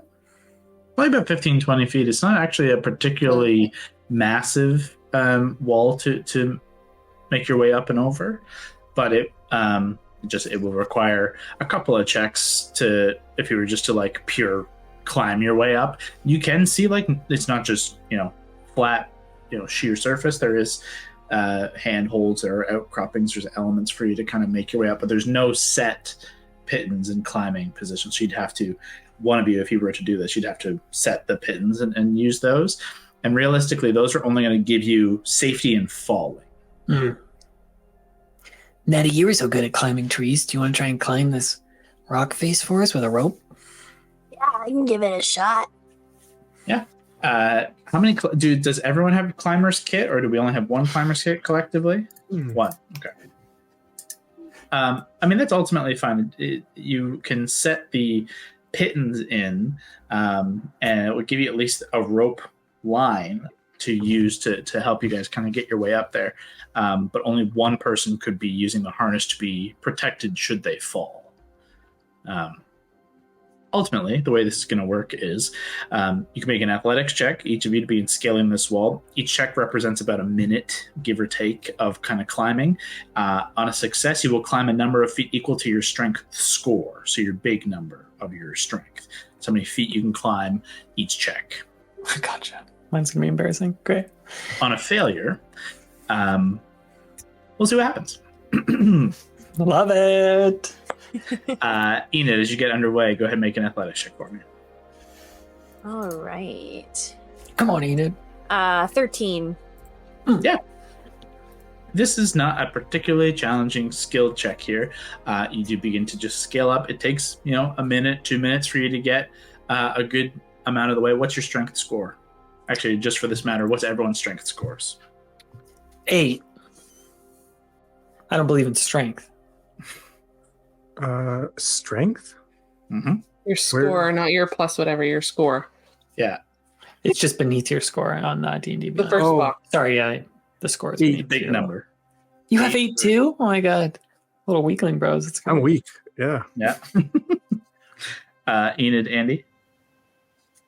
Hold on, now it's taking forever to refresh. That's okay. What is Ultimately, happening? I looked it up. It's a 12. Oh, it's Ultimately, you succeed and you climb 12 feet in this minute-ish amount. You are nearing the top within a very short distance. Were you planning to put the pittons in? Is that what we were trying to do with Enid going first? I think so. Okay. Okay. How high up would you put the first pitten there? Probably halfway at least here. It's only about 15 to 20 feet is the max here. Yeah. So it would make sense. There's really only going to be one and then one at the top. So midway and then top. Okay. Easy enough for you to plant the first one, but you're not quite at the top yet. So another athletics check. Okay. 15. Yeah, easy enough. Hell yeah. The last, swinging your way up, slamming in the pitten, hammering it in, up over the top. You've cleared the top of this wall. The line is set through. So if someone wants to hook into that, they will be saved from potential fall damage should they fall. Enid, you make your way up. As you kind of make your way up, you find yourself atop kind of a 10-foot wide, 15-foot kind of ledge. And then you look and see a much larger wall to scale right after this. Shit. How does it look up there? You're not gonna like this. We got way more to go. Well, no, that one looked fine. That one looked reasonable. I was watching where you put your feet, then I realized you have to hide it from me, and that wouldn't work. But I mean, it seemed like it was going to be fine. No, this is worse. Like 3 times. Crap. 3 times. That's great. I might do what I did before and go into a better form to climb this stuff. It's just quicker. What are you gonna do? I don't know. I think that weird bear cat thing I was before, I was pretty good at climbing stuff. Ooh, yeah. Do it. Yeah, I'll be right up. Hold on one sec. I gotta figure out how to do it again. I just Ray will very oddly go over to me kind of embarrassed at what I'm doing, and as she taps my nose, we'll turn into a bear cat. You drop down into this kind of lumbering, but kind of cute, kind of weird cat bear situation. With a climbing speed, you are able to make this climb without the need for the checks. It's the same distance, the same length of time, but away you go. You can begin to scale. Andy and DeCrane, what are you guys doing? I can teleport somebody else, but I can't teleport myself. Just such I also confidence. don't wanna from waste- both of you. Well, I would be behind, sort of if they fall. You're waiting at the bottom. You realize I'm stronger than you, right? I know, that's the thing. She's stronger. That's true. Well, let So you could catch let the me lady use the pitten. Meanwhile, I would need it more than her. Doesn't mean I'm acrobatic though, or I'm Athletic. my acrobatics is shit. I don't know if you have proficiency in acrobatics or not. If you took that Athletics. athletics and acrobatics. Oh my god, both of mine are pretty shit. Yeah, I have proficiency. In athletics, or And what else do you? Then your score is going to be better than mine. You're going to have an easier time climbing. Oh, I guess I'll climb after you. I mean, before you then. Sure. DeCrane, go ahead and throw them. You can throw them at the same time, but you can Okay. choose to go individually if you wish. Unless it's specifically that you're both going to be hooked into the harness of the line. Is that the plan, or just climb? I'm definitely hooked into the harness. DeCrane, are you harnessing or no? I'm just gonna climb. You climb with an 11 plus what? 11. What am I? Athletics. Acrobatics? Athletics. Oh, +1, so 12. No problem. You succeed. I You make have it on my 8 feet. And you find you're just about halfway there at 8 feet. An 11 for athletics. 11 plus nothing. You succeed. And are able to climb just past DeCrane. you're not both there. You can make another check.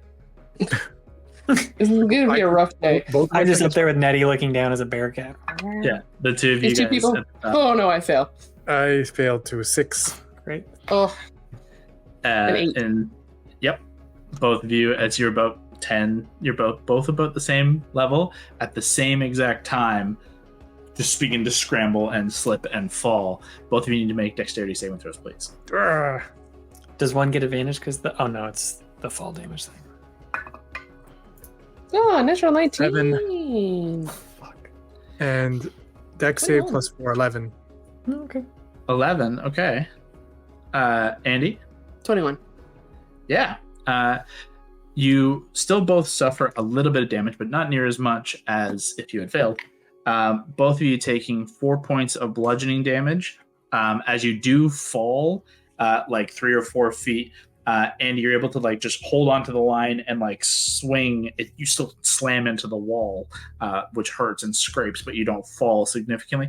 DeCrane, you do slip away, but your lightning reflex just grabs onto something and you swing. It just pulls at your hand. You feel the strain on your arm before you're able to kind of climb back up. You do both lose half the distance of a check, so it puts you to another check needed to continue scaling. Feel like I'm only slightly above how much taller I am. This doesn't seem worth it. Yeah. If you fall back, it's actually not going to hurt that bad now. Because you're a foot off the ground. 15. Great. I also rolled a 15. Ooh. The last You time are we both- both rolled 11s, and now we rolled 15s. With a little bit of renewed kind of adrenaline, you guys both are able to pull yourselves up to the edge. DeCrane needing another foot or two, but with the three of you up top, you're able to kind of pull DeCrane up and over for the last foot or two before you look to face about a 36 to 40 foot wall. Okay, this one's. There's no way. There's no way in hell none of us fall trying to climb that thing. Huh? Like, I'm pessimistic. Or sorry, optimistic. Mary is pessimistic. I'm an optimist, but that still seems like a pretty big challenge that I'm not entirely sure we're up for. Okay, I mean, I can huck a pitten pretty far if we want that. But that's about all I can contribute to this situation. Can I try and get the rope off someone's pack and point to my tail? A little bit of a prehensile tail, you're able to kind of scoop it up and just... I'll just start climbing. I'm just gonna try and like climb up this thing. You can start climbing, but you won't be able to affix the rope to anything. Maybe I Yeah. could. Yeah. What if we... No, it's good. The pitten's probably heavy. You might have to do your catapult plan, but I don't really need it. I could climb. Would I was gonna say, would Toot Sweet be able to fly it with? Absolutely not. He's a squirrel. Yeah, he's too squirrely. This is absolutely not. He's so cute though. Yes. You can Like, fly could you- alongside. Absolutely. And just be there and just watching. You could try and do the catapult thing, and I could just go up to make sure it's in properly or something. Yeah, you can like test it for us. Yeah. Don't be up there while I catapult, because I do not want to skewer your Through my forehead. skull. Yeah, I'll use just a sit down spell. next to Nettie. It's only a 60-foot range. No, wait. Sorry. We've talked about this. It can go 90 feet, You can but I go have to start within 60 feet of me. no problem. You can do all of this. It's just how high do you want it to go? Yeah, do we want to use it to save from fall damage, or do we want to use it as like a rope to like help guide to like make the climb easier? Would that be a reasonable use of it as well? Not But then we necessarily. wouldn't get the save from the climb. Okay. You only have one harness, so it's only going to help one person. The guiding line is like there, but really that's a guide. It's not actually. No, that was more useful when we didn't have handholds, like on the tower. Gotcha. Okay. And it is a simpler climb with a less deadly fall, unless the thing came into you. This isn't worth. You can put What up. if Basically, you could set it in there, and like as you're climbing, that means that the rope is going to catch you from falling the full way down. Yeah. It means you only fall as far as the rope that you allow, which is about a 10-15 foot amount of rope that you have between sections. If I put it like halfway up, Sure. I don't want to burn too many spell slots. this early in the morning. So let me put it about halfway up, 20-ish feet, right?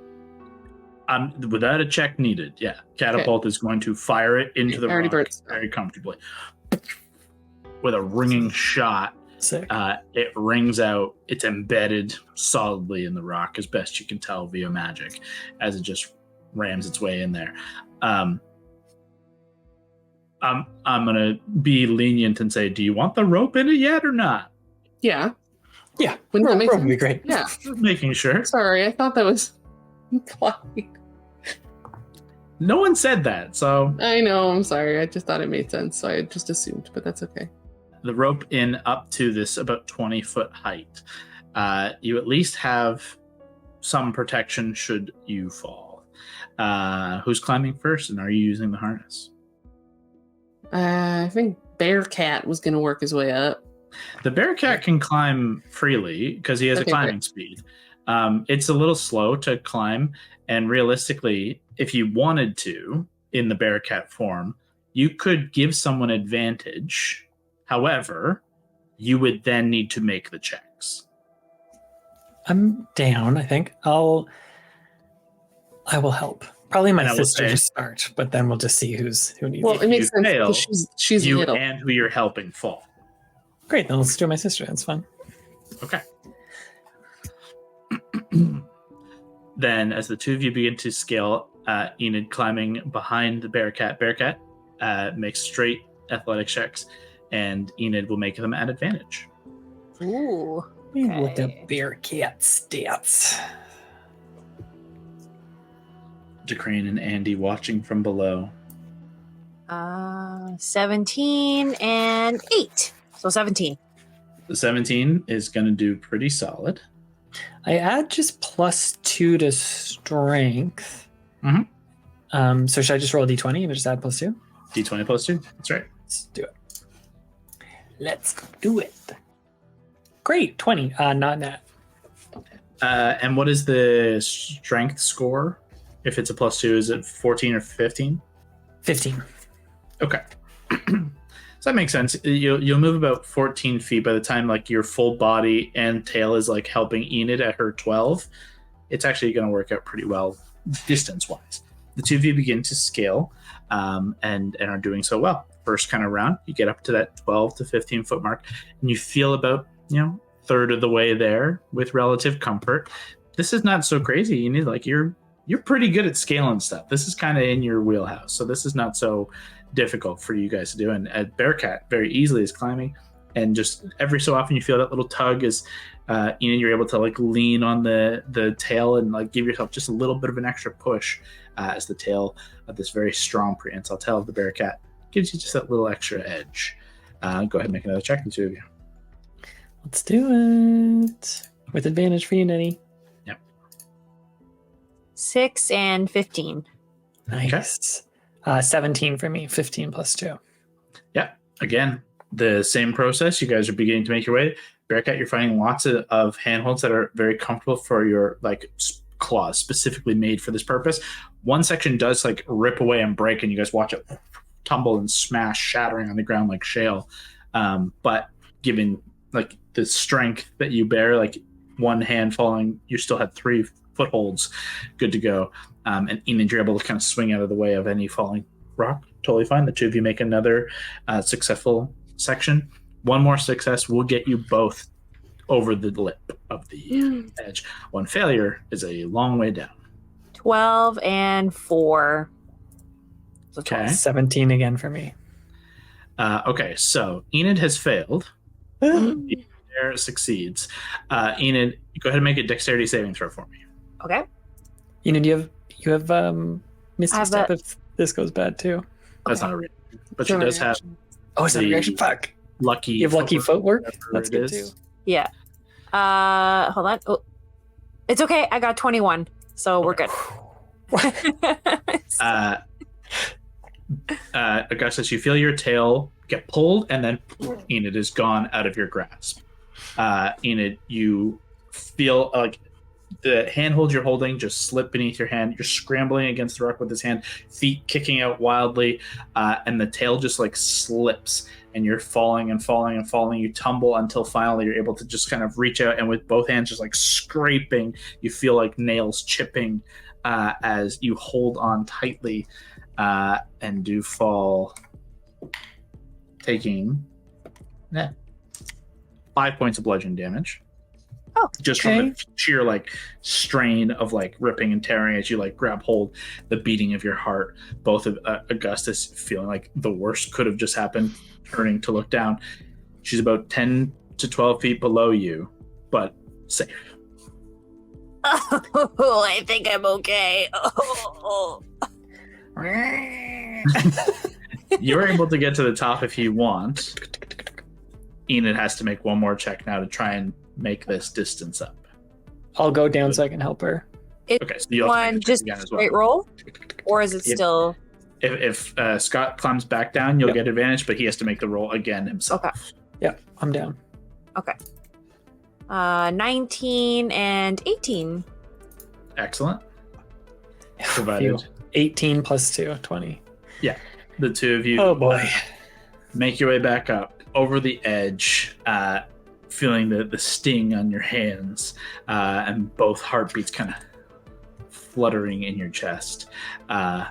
You made it to the top, and you do find at the top here a larger plateau, 20-foot square. You can see signs of an old kind of fire pit. You can see other kind of elements of where others at one point, long ago. It doesn't look recent at all.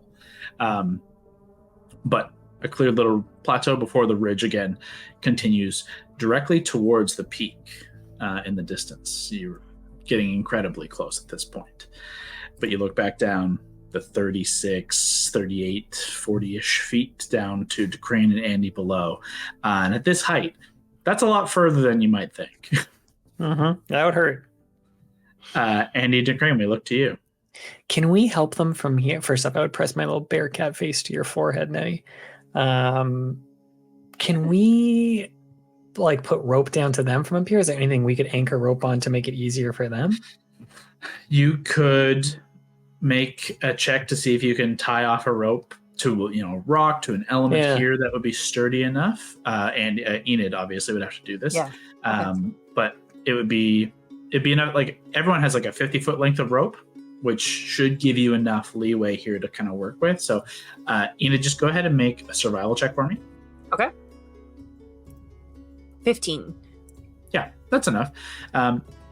You look and just find like kind of a chunky ridge section that's about like 5 feet off of the over the ledge, and you go around and you do a couple of knots, and pretty skilled with like survival abilities. Like this is something that would not be uncommon for you to have been practiced and trained in, and a pretty strong knot before throwing the rope down all the way down to those of you below. What I'll say is I'll give you advantage on the dexterity save, given that there will be a rope and a pitten with a rope as well. There's a couple of new options that don't involve just grabbing and hoping for a rock ledge. So I'll give either of you advantage on your dexterity saves should you fail. How long do you think this whole thing has taken just in my bear cat form so I could keep track? From the first one would have only been a couple of minutes, but then you had to wait for these guys to come up. True. So we're going to call it at about 10 minutes. Okay, that's not long. Okay, great. Like not terrible. I think you've got like at least like 2 hours. Yeah, I think a full hour. Okay, cool. Then I'll just stay in bear cat form and watch them. Yeah, it's been 15 minutes at most, because the two of you climbed surprisingly well, and even these guys didn't fail terribly, only once on the first go, so like time-wise, not bad. Time to pick it up, kids. But Come climb this wall. I'm just like standing there the whole time, like the dad stance of like looking up with like your hands on your hips. Like Look at what you got to do. this is gonna be a rough one, I think. almost watching Enid like fall to her death. Okay. Well, crack on. Okay. Both of you go ahead and make athletics checks as we begin your side of the climb. looking at the number of checks and the distance that you've can travel, it will take each of you 4 checks to get over the top. Okay. Okay. I have the gotta stupid use- harness on.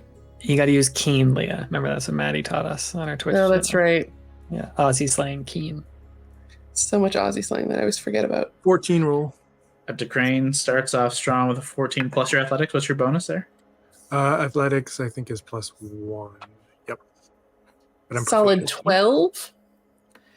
12. 12 is not enough to get off the ground. Great. You get going for the first few. You've discovered the DC is 13, I'll say. For this section, the lower section was easier. This is harder. You don't take a significant amount of falling damage. You take half of this. So you take 1 point of damage is like you get like 3-4 feet up and are forced to like jump down and just kind of like that kind of initial just like kind of strain of like dropping from a somewhat high height. And DeCrane has already scaled 8 feet up and is beginning to make his way. Unfortunately, a failure there. Both of you try again. I have like a 40% If you fail chance to succeed here. If you fail another one, I'll come down and help. 13. DeCrane One. continues on at the halfway mark for DeCrane. Feeling confident, being able to scale. No. Andy again, getting a little bit 4. higher this time. You take 3 points of bludgeoning damage as having to drop a little further this time. You drop down to about like from a 6-7 foot height. Like that's still a pretty decent drop. You're doing these like not even against you, a little against your will. Like it's not like things are breaking away at this stage. It's just that you can't find it. You go to reach and it's like and then just kind of like just can't make it happen. She starts trying to math to figure out if she can make Vortex Warp work on herself, and then comes to the decision that that's a terrible attempt to even try from a magic standpoint. Actually, Hey, I don't know if this is gonna work. Just generally, Try it. not really a climber. I'm really good at long distance.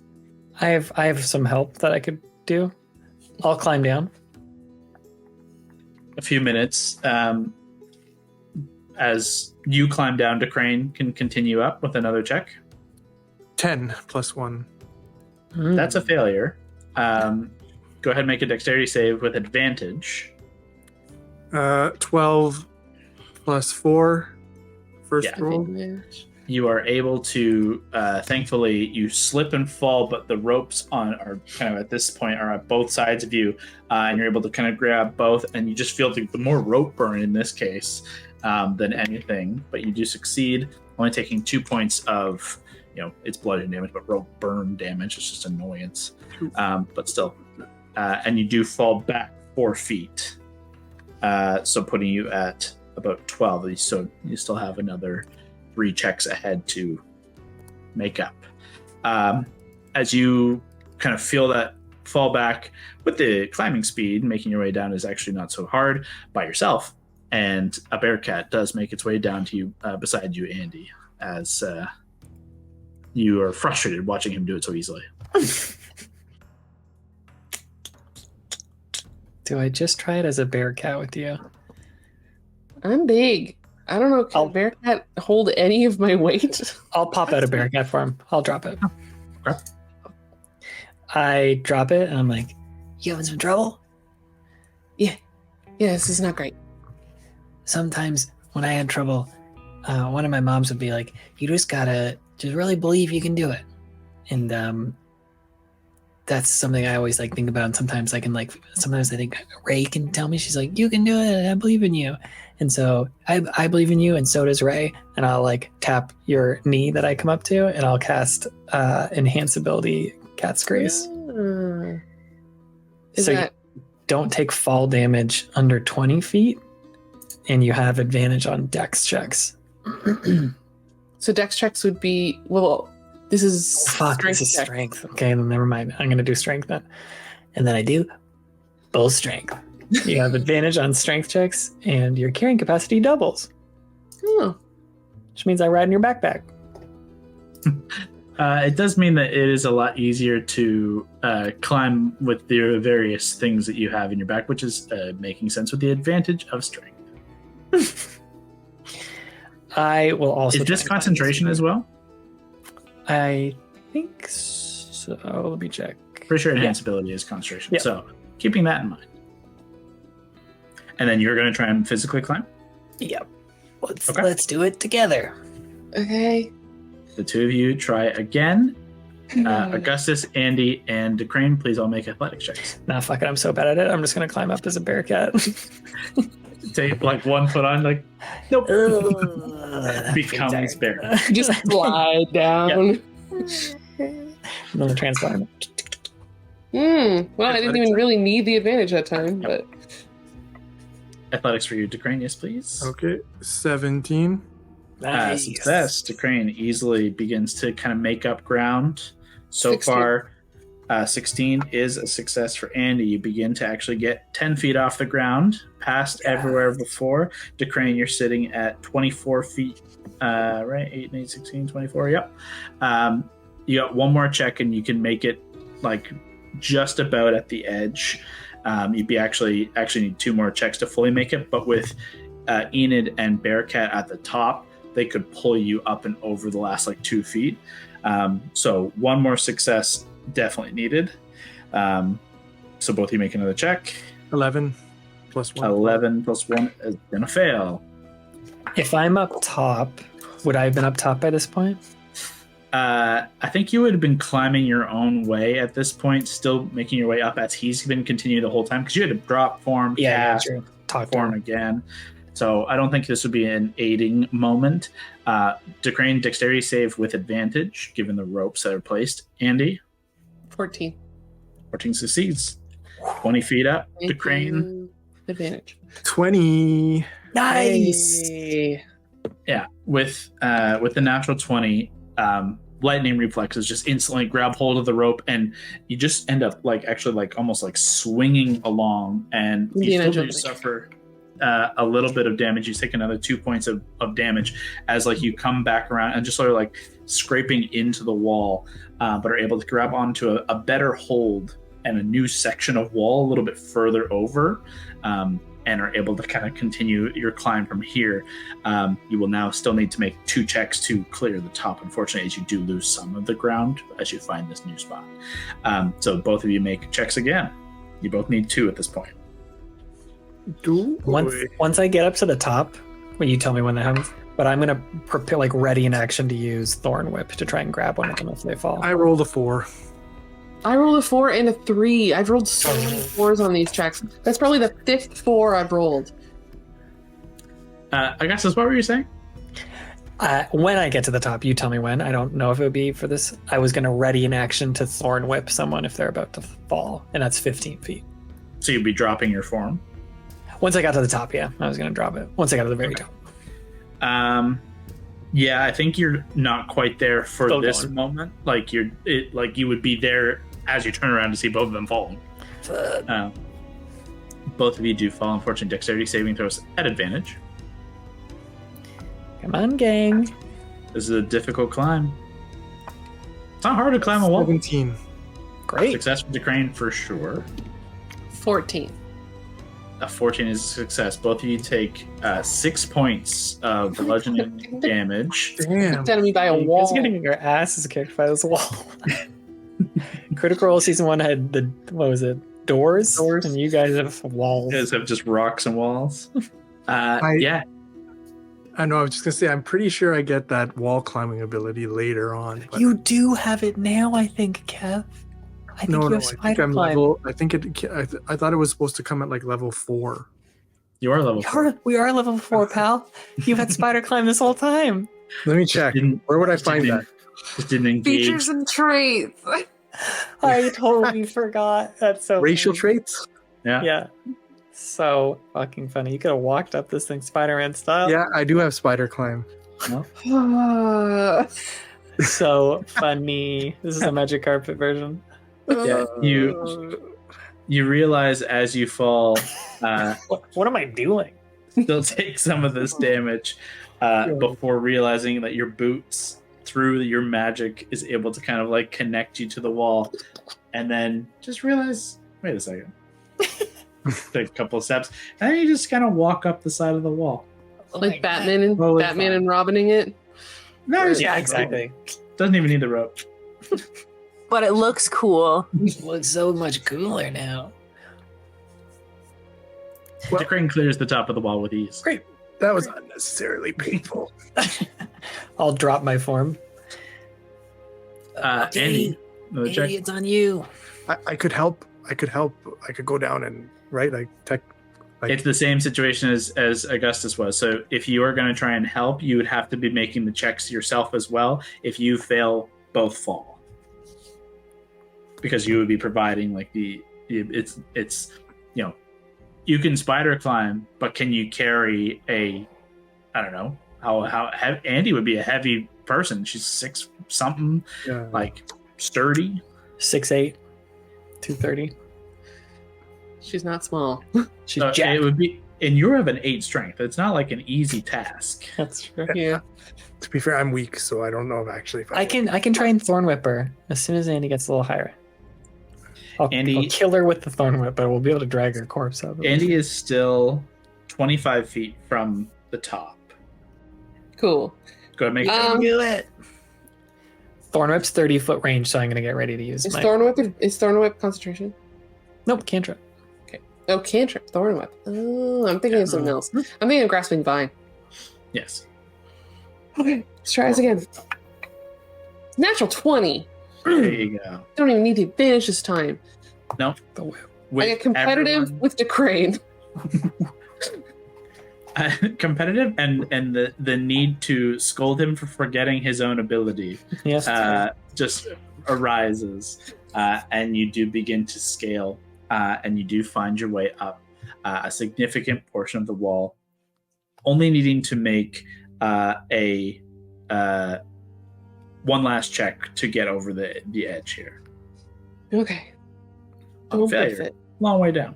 Yeah, I have the harness. I can go halfway down. Don't biff it. It's still You're doing I it. shit you not. Another natural 20. Holy shit, you're so good.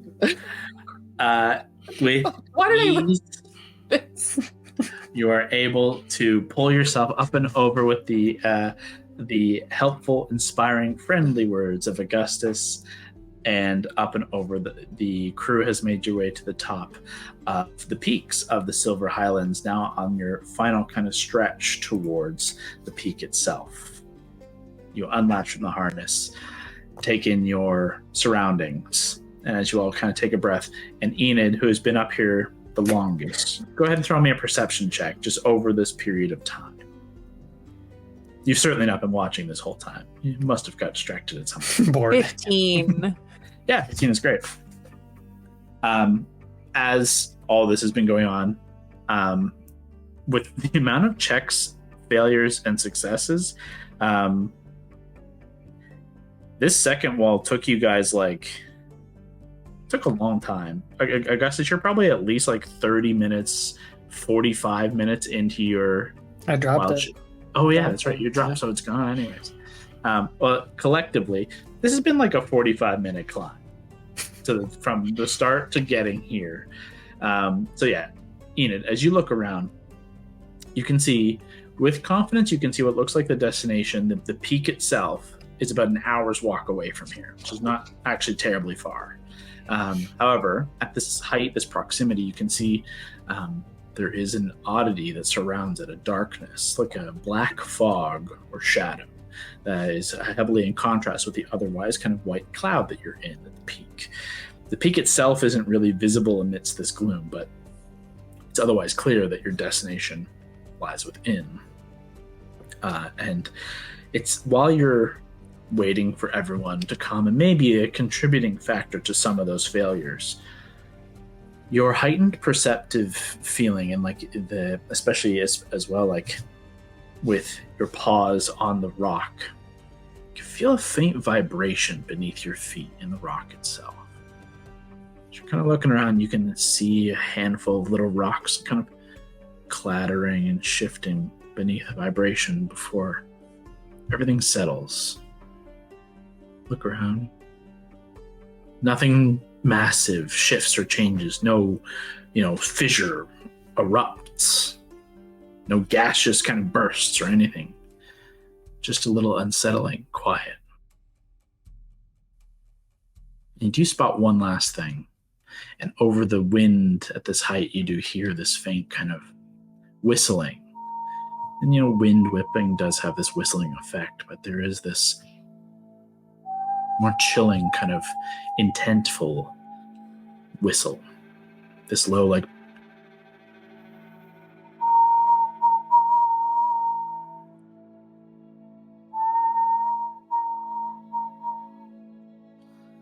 trying to find the source of this. You can faintly see a black winged shape in the skies. And you see it kind of flutter and fly between thicker cloud and fog. It's coming from that direction. It's a ways off. It'll take you, you're a little too far away to identify further detail. By the time everyone comes up here,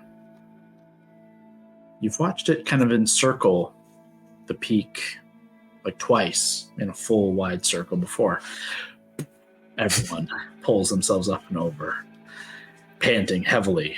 But I just roll over. You believed in yourself. I told you all you had to do was believe in yourself. That was You did great. it. Thank you. Yeah. No, that was excellent. I need to lay here for a solid 5 minutes and then also try to figure out how to not. I'm like half health from that. Oh my god. It was funny because then DeCrane just walked up the wall beside you. Yeah. It was so Yeah, I easy. noticed. I think he believed in himself too. Absolutely. The pep talk did us both real good. You're welcome. I don't mean to alarm you guys, but What is what's that? that? What is it? It's like a black shadow behind the cloud?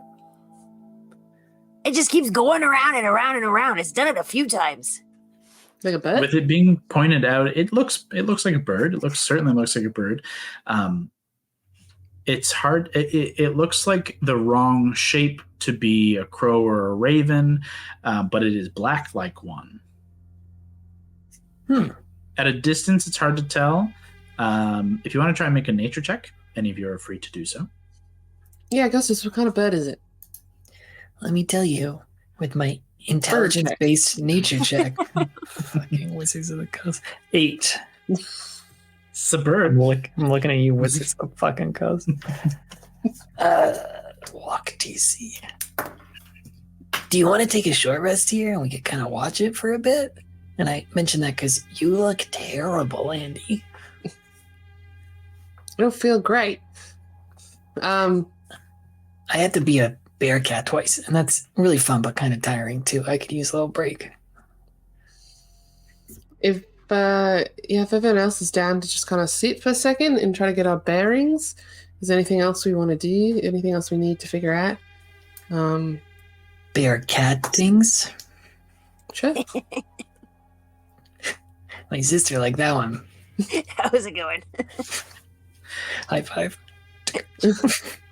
Yeah, you guys can go ahead and do a short rest, roll some hit dice. Obviously, get back Arcane Recovery if you want to use it now. DeCrane, you took some damage there as well if you want to use that. And obviously, Wild Shapes come back as well. I guess Enid, you took damage as well at some point there. So you could roll at least one hit die and just clear all that. Sure. Oh, man. We can cut out any of this business. So let's go through all this I rolled 6. Great. rolling and checking. Walls. We're not a strong party.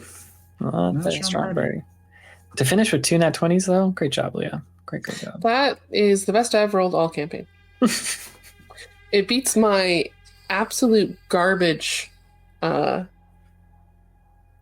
am I calling it? Absolute garbage portents today. Couldn't even use portents to try to save my ass today. Super mid portents. Okay. No, super. Yeah. Not quite terrible enough to be like it's really good to like fuck someone over on a saving throw. 2 6s. I got 2 6s Yeah, today. it's kind of mid. It's likely a loss on a saving throw. Like, Yeah. Yeah, it's likely a loss on a saving throw, but it's not necessarily a guarantee. It's not a 1. Yeah. Okay, everyone good for short resting? Ready. Okay. Yeah, so, I mean, the rest you take here is not, interrupted in any way. You're able to comfortably, like, sit and catch your breath, bandage up some of those, like, new kind of scrapes and scratches and wounds, and give your muscles a break after a surprisingly difficult climb, at least for some of you. And in this time, especially Enid and Augustus, who you spotted Augustus having an affinity for birds. You do watch this bird encircle for like 3 or 4 more times, swooping low every now and again before, like, it's like on a beeline. It's like diving predatory style, and then like doesn't want to go and takes like a winding kind of path away from something, and then it'll circle and circle, and you hear that whistle 3, 4, 5, 6 more times, just creepily, eerily on the wind. Despite it change, like it's doing the same loop, but it doesn't. How would I phrase that? It is making changes to it. It's not like robotic. Do you know what I mean? No, it's like, certainly not robotic. It seems more just like riding like the wind. Cool. And then every now and again we'll like dive for something and then shift, and then its trajectory will be different the next time around. Cool. Okay. Gives a natural feel. It's definitely a bird. Maybe when we get closer to it, we can make friends with it if we get closer to the peak. Can you make friends with animals? Is that part of the being a druid thing? It's just part of being a person on this earth thing. Okay, cool. What if it's a really cool looking bird? It'd be so cool. It could be our friend. It could fly us around. Well, what I was going to say was, then you could learn to turn into it. Oh, that's cool too. One day it'd be so fun to turn into a bird. At like level 8 or something. I have to look at my spell list. Oh, really? Yeah, it's a You long can't time. turn into flying things for a while. Oh. Unless you're a circle of the moon. Yeah, well, I think you still have to be level 8 to get flying. You can just be more powerful flying stuff. It's a higher CR, not a faster flight. Anyways, as you guys have finished resting, you do continue on the path. It's, again, there's not a lot of variation. The path, if anything, the path does kind of get a little tighter. It keeps it at like 10, 15 foot at most, whereas some of the areas have kind of widened as you've been making your way. And as Enid kind of spied, you're about an hour out from this, so it's actually not a particularly long ways to make your way to your destination. But the closer and closer you get, there's something unsettling about the space that you're making your way towards.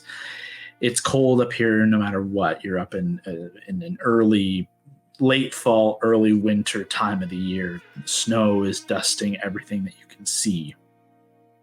And the wind whipping is making it sting a little. It's cold. It's whipping at your clothes and pulling at your hair and cloaks. And the whistle of this creature is just ominous and haunting. In about a half hour, you get close to its kind of beneath its like widest arc, and you do see it swoop over. You hear it once more at about the halfway point of reaching. If you wanted to try and do something with this bird, you are closer now before reaching kind of the peak. Can I ask another question about this bird? Mm-hmm. Does that whistle sound like bird song, or like it's got something attached to it that's like making, a sound as the wind goes through it?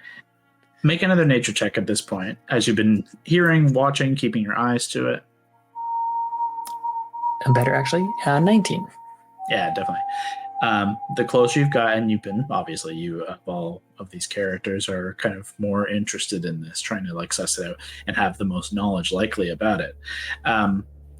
It is it's sound. It's creating the sound. It's bird song. It's a call of some kind. And it's that like something that's been eating at the back of your mind. Like, that sound, that song, and it's not until you get close enough to see a little bit more detail about it. It's a pretty wide, long wingspan. It does have a very kind of raven or large crow element to it, but there's something different about the coloration of the feathers. They're a little bit more like tipped in like an iridescence. The feathers are a little different in their shape, and the body is a little bit longer, and specifically the tail is long and is split into two rather than one singular wedge. It's like a two with like a trail, almost like a kite, which is just unique in its makeup. But it's this tail combined with this element that does connect with something that Glendestrix said, that the Sephirox flies over the peak. This is a Sephirox, a carrion-feeding bird that is known to like haunt battlefields and is viewed as an omen of death. Whether it is or it isn't is up to superstition and legend and lore, but it is a meat-eating, carrion-feeding creature. And it is making this sound naturally. I would like relay all of that back, and especially focusing on the part like that it might be attracted to dead things or a battlefield. We should maybe not try and get its attention. Don't want to hurt it if it tries to hurt us, you know? I mean, carrion birds don't, the scavengers, right? I think They so. tend to- Just kind of like ominous. That sounds so haunting. Mhm. Maybe there's something up there, though. Maybe we don't know much about this, so let's be on the lookout if something caused dead bodies up ahead. These rods can do a couple of specific spells. One of them's like a detect good and evil thing. It's just, it doesn't reach that far. It's only 30 feet or so. Potentially it could try to, if there's something up with the land itself, or if there's some creatures around, it might be able to help us, but it doesn't last long and it doesn't reach far. So that's something to keep in mind in our back pocket. And they can also do augury, which is like, is this a good idea or a bad idea kind of thing, but it needs to be something that's going to happen in the next hour. And it has to be pretty specific. Okay, that's cool. Neato. So we have 2 chances at some of those things. Oh, Should I call to the bird? Should I ask it that? I mean, I think we might need to figure out if there's something a little bit more specific. Sorry, as the cat's trying to steal more Easter eggs. There's like a cat loose in this mountain. It's Easter tomorrow, everybody. This is how ahead, peek behind the curtain, how far ahead we record. He's been trying to steal my toddler's Easter eggs all night. Should we keep going then? I think we should at least proceed a little bit further. How far sorry, Kyle, if you mentioned it, because I was distracted by Oliver. How far-ish till that Blackie area do we think? You guys are about halfway there at this point, where you're at the furthest kind of extent of the, not orbit, but the radius that this Spherix is flying around. And it is kind of flying around the peak, which is where this central kind of darkness sits. It is probably another half hour to where you imagine to the base would be, climbing over rock and things. So it's not a clear travel. It's difficult terrain. But you're continuing forward. We proceed, but everyone have their weapons ready in case we need to fight. Stick, shiny thing. I wonder if it has like a nest in there or something. Like if it's trying to get into where its nest is and it can't because whatever that dark space is. And then we'll have to raise its babies on our own? Pretty sure we could just give them back to the bird. That's probably the nicer thing to do, yeah. Bird kidnappers. Then we have the BBEG of this is just a mommy bird who's just coming at us at all times. Yeah. Stranger things have happened. Stranger Things, good party name. You guys continue down the path, heading in this direction, closer and closer, climbing higher and higher. You're noticing that the air growing ever so slightly thinner here. You are reaching like high up into the altitude-wise. Not so much that it's going to be detrimental, but just notably thinner and colder. And the closer you step towards this space where the peak is, you do see a more concentrated, you're not sure exactly how deep, thick, or intrusive this is, but a radius, a barrier of darkness and a threshold of a different space. This kind of like faint bit of shadow, potentially, is probably the best way to relate it. And then as you're getting closer, snow is kind of drifting and falling. But as it alights on your faces and hands, it's not cold. You just kind of wipe it away. It leaves the smear of soot. Does it seem magical at all? It seems... I'm trying to think of what the right check here would be. Just make a straight intelligence check for me. Nope. 6 plus was 10. It's odd, but you're just not piecing together the elements yet. You guys are getting closer and closer to the edge. And I'll lean over to Augustus too. Ask something else the rods can do. You know, I can like see the layers of magic. Like I can see the spectrum of magic. The rods can do that too. That's another option. Okay. If you want to see magic, it's kind of cool. Okay, cool. As you guys are nearly at the edge here of this darkness, you climb up and are able to kind of right on its threshold. You can see it. There is a kind of a pseudo-defined edge. It's a little bit faint. It's like smoke and shadow where it's you can pass in. You can feel there's like a little bit of a barrier element of like oil and water, it not mixing fully with the wind and fog and atmosphere out here, and it's on its own and its own thing, but you're able to kind of pass through ever so slightly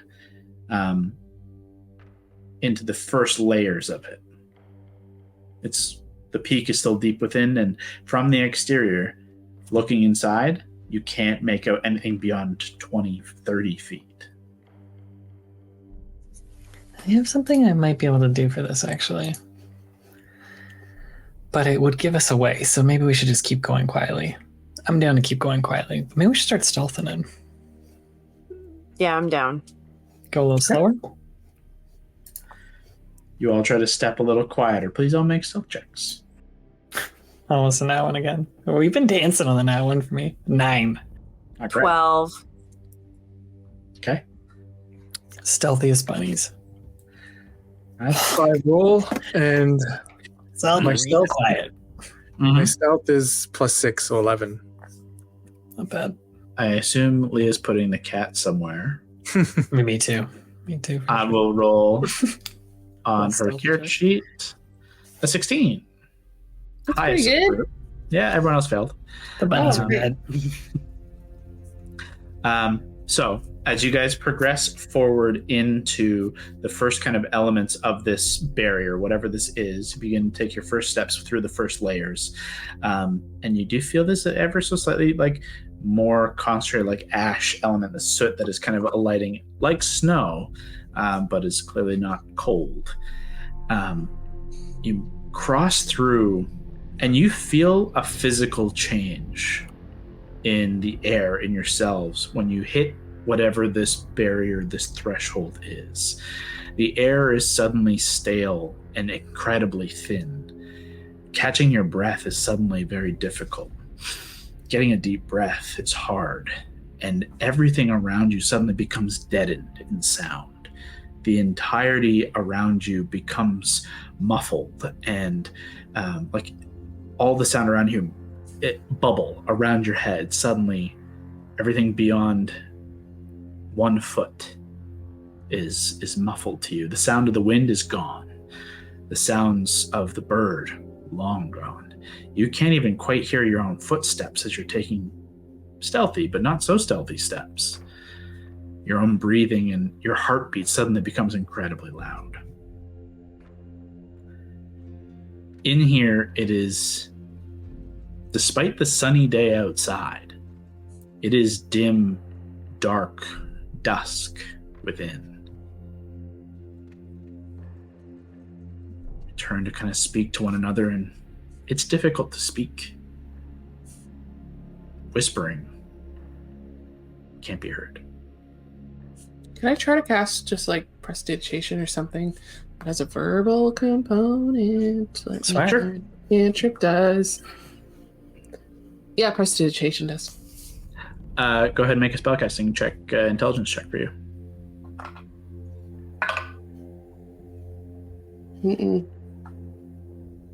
7. You go through the motions trying to cast prestidigitation, and as you get to the point of like finalizing the spell, you can't finish it. You're trying to like get the words out, and as if you're being muffled, something is like choking back the arcane words from coming out. You're able to do it, but it takes twice as long. Keep moving. Can we hold hands? I'll clearly just hold Nettie's hand. Can I try and grab Nettie's hand?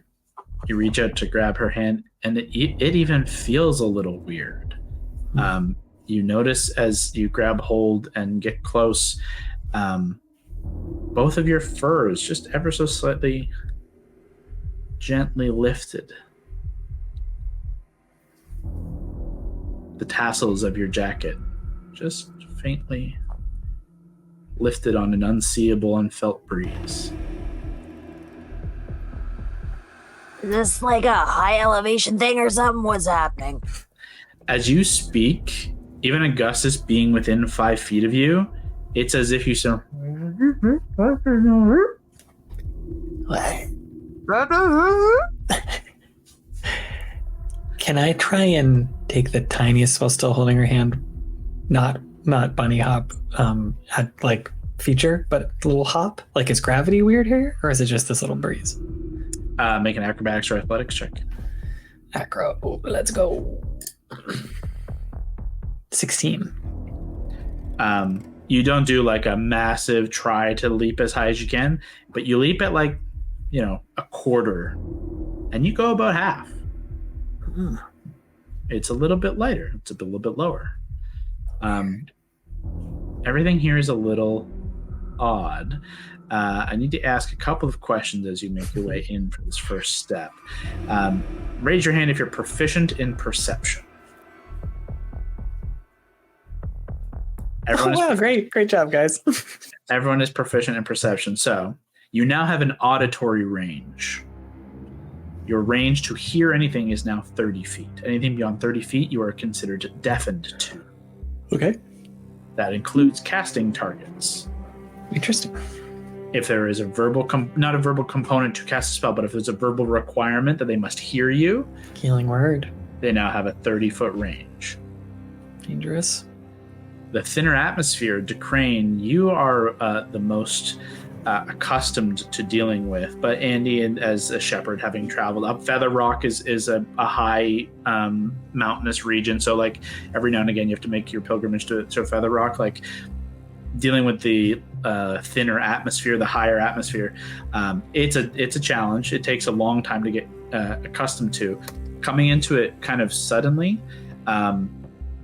you guys know that it's taking significant like physical movement here is going to cause you to be winded and potentially some effect there, knowing that it's a challenge to move significantly here. As Andy has experimented with, verbal component spell casting is going to be a challenge, just generally, to cast the spell. I have a question about that. Yep. What if I'm casting through an item? Like, what if? How does that work for like basically the spells in the divining rod? It's still, to me, the way, like, it's just a it's taking away the material component, but you still must say or do a thing. So if it has a verbal component, then it still requires some effect. Cool. Just wanted to make sure. Mm-hmm. Cool. And as Augustus has demonstrated, there's a little bit of a lower gravity. Some normal of your jumping distances are a little bit more than they were before. Could be bad, could be good, who knows? Lastly, the light clearly is changed in this space, despite the hour of the day being it's still pre-noon, I think. It's still relatively, not quite full sun up right above, but it's high in the sky. It is considered dim light in here. So if you have no dark vision, you have disadvantage on perception checks, and you can't see past 30 feet. This is tough for the bunnies. Giving yourself advantage on perception, at least, with the divining rod will give you a straight check for perception checks. However, the 30-foot range is still challenging. Yep. Yeeps. You guys begin to very slowly begin to make your first couple of steps into this space, and within a minute, a couple 100 feet of making your stealthy steps in here, it is evident that there's some weirdness at work. Do you push forward? Do you retreat to regroup? What are you doing? Because speaking here will force you to be in a very close bubble to actually hear one another. I think if we're just stepping inside, if we've just done that rather than traveling a couple 100 feet at most, this is going to hit you pretty fast. There's a little bit of a couple of layers of building to it before you're fully in all of these effects. I think before we leave, I would try to tap Augustus and just kind of be like, okay. Can I try and I'm worried, what if this gas though and just lights us all on I don't fire? know. I want you to find out before you cast a big fire spell. Okay. Can I do it on the outskirts and produce flame and just kind of gently toss it towards some of this stuff? Sure. Does produce flame have a verbal component? Yes. Go ahead and make a wisdom check for me. 19. Yeah. You feel the same kind of muffling effect, but as you're kind of muttering the words, Ray herself kind of breathes the fire, and you capture, and you're able to kind of push forward and create the ball, and if you want to try and throw it or whatever it is you want to try and do. It comes and it immediately kind of illuminates with bright light. As I believe Produce Flame does give you a bright light and can be used as kind of a torchlight. A couple of bonuses and benefits to that. One, it doesn't suddenly ignite everything and you don't all burn to death. Everything is fine. Huge benefit. However, it gives you the sight of some creatures that have been slowly stalking towards you as you've entered in here, and we will need you all to roll initiative. Oh boy. As we come back in, with Augustus having lit up with Produce Flame to test the bounds of this darkness and to see if he could push past this eerie kind of gloom, you illuminate the approach of two of these large wolven creatures. However, neither of these wolves look good. They look very odd. They look broken and torn. Their flesh is stitched together with black ichorous sinew between torn ligaments, full limbs that are detached from the body but held together by sinew of black tendrils. Their backs and their fur is matted and kind of sleek and slimy even, which glimmers the firelight within. And from their open, dislocated jaws, you can see a black ichorous tongue and slime and slobber issue forth as they prepare to pounce forward. However, despite their approach, Augustus, you are able to light them up before they're able to dive, and you get first initiative. What do you do? I am going to, this might be a complete waste of turn, but there's one way to find out. I'm going to use a spell I've never used before with Ray behind me, her wings kind of going. I'm going to shove forward and be immediately really scared. I'm going to cast Gust of Wind.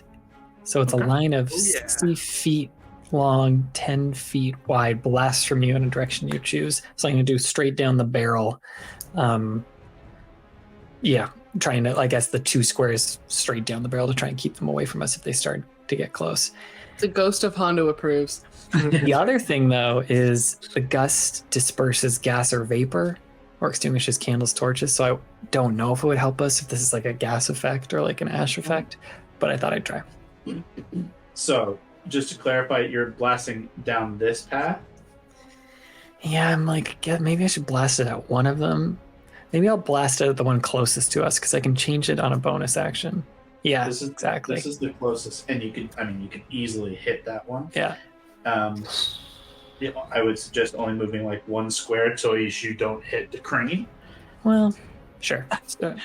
And last question before you get started, does Gust of Wind have a verbal component? It does. So let's roll. So as you begin to utter the incantation with Ray at your back, give me a wisdom check. So D20 plus 5. 15. 15 is enough. You're able to get the cast off as you take your step to the right. As described, this gust of wind ushers forth, and the odd effect is the muted wind that you should experience, this hail, this just like gust, this blast, and it is oddly just muffled. Augustus, you can hear it relatively fine, but to those of you who are only 5 feet away from this thing, it is weirdly muffled, as if hearing through a wall of stone. However, it hits the creature square on. Is there a save? Yeah, it's 15, my spell DC. Let me just check. And strength. Strength save, you got it. That is going to succeed barely with a 17. And yeah, there's no half or anything like that. It's just if they fail, they're thrown or pushed 15 feet. So no problem. But what you do watch is claws dig deeply into the stone, and they're pushed back like 3 feet as they scrape and pull into the stone, and begin to like kind of huddle down low, trying to like bear themselves against the against this wind and against this gale, and just are waiting and trying to push forward it. As you're concentrating on this, I was just gonna say, it's concentration lasts a minute. And no bonus actions from me. I'll just try and yell out, even though it can't be heard. Look out! Ducrane, they come to you. I'm going to start with the bow. I will just warn you. It might be complicated with the bow going into my gust. Just if you're shooting through my gust. Right. No, you can just go around him though. If you just go south of Augustus, you can attack the other guy. Yeah, I'll move. Maybe if I move a bit. Yeah. You can get up on the edge here, and what I'll say is, on the edges, obviously, just off the edges, you can see it becomes black because you can't see outside of like the gloom outside of so far. But it's a ridge line. It's down the side of a mountain, so you don't want to be too close to the edge of the mountain. Augustus' attempt to push this creature off would have been very bad for this creature. The other thing I will say is, kind of jumping back to Scott. That eliminates your light, right? Yep. So we're back into the dim light of Augustus and Eden not being able to see past 15? basically 15 or 30 feet. Ducrane and Andy, you guys have dark vision, right? So with dark vision, you can see the range of your dark vision as if it was bright light. So you can see fine out to probably 60 feet. The last thing I'll say is, as you climb up onto this rock, you like feel that leap of low gravity. It gives you that little bit of a boost to make this incredibly easy, where it would have been relatively easy. But now you have a straight line down 35 feet to that creature, easily enough. Well, I'm going to shoot him first. Go ahead, make an attack roll. All right. Oh, dare. With your longbow? Yeah. And I rolled a 2. Not great. Unfortunately, as the arrow is fired, the creature shifts and moves so like unnaturally. You feel like it's going to connect, and then just like it opens a part of itself and it passes through. That's your action. You have used 15 feet of movement. Nothing, I guess, then for now. Okay. You hold your turn as you draw another arrow. Andy, we come to you. So many of my spells are verbal. You can still do it though. Just a little whiz save. I know I have a couple that aren't, but I think I'm gonna. I don't want to break out the big shit yet. I'll just look to the one that DeCrane just tried to shoot. Or can I see it? It is within 60 feet. You have dark vision, so yes. Great. And this is a 60-foot range, so excellent. I'll just Mind Sliver. Okay. No verbal? And it is verbal, so that's the only component. So go ahead and make an intelligence check. 13. Yeah, succeeds. Okay. Nice. So it's an intelligence save, which I'm hoping it's not very good at. Yeah, that is an 8. Okay. Only a d6 damage. It's not wild. Does it have an extra effect, though? Yeah, it does. It's has disadvantage on its next... Oh, not disadvantage. Oh my god. Negative d4 against its next saving throw. Ooh, So I guess I should have done it. I should have done it on the one that Augustus was doing. Oh well. I didn't. How much damage? It took 5 points damage. 5 points of damage. Okay. You watch as it just opened itself up to avoid this attack from DeCrane, and then as it's about to bound towards you, you utter the incantation, pushing over this muffling effect, and it just twists its head, wincing in pain as you utter the spell and find purchase. Are you going to hold your position? Yeah. No Okay. resistance. I'm good. And your turn. That takes us to their turns. Is there any effect on the wind against this creature to move out of it on its turn if it succeeds? Yes, I think it's moving. It was just moving closer. Let me just look at it. Oof. Any creature in the line must spend 2 feet of movement for every 1 foot it moves when moving closer to you. Oh, that's okay, because it's just going to go poof. They both bound down towards you and are going to try and attack you. With pack tactics, they have advantage. Right. The first one is going to be a natural 20. Oh, That'll no. hit. It's 27 points of damage. Oh my god. Still up. You conscious? No, I'm still here, gangs. And that is only going to be a 10 to hit. That does not hit me. As this first one pushes against your wind and is rebuked as you are focusing the wind so hard at it, you do not see the other one come up behind you, and it manages to grab hold of your leg and is tearing into your leg, your hip. It can almost swallow you whole. Its mouth goes around from your knee to your mid ribs, and it is biting in hard. It does not grapple. It's not holding you literally, but for the narrative, it is. Yeah.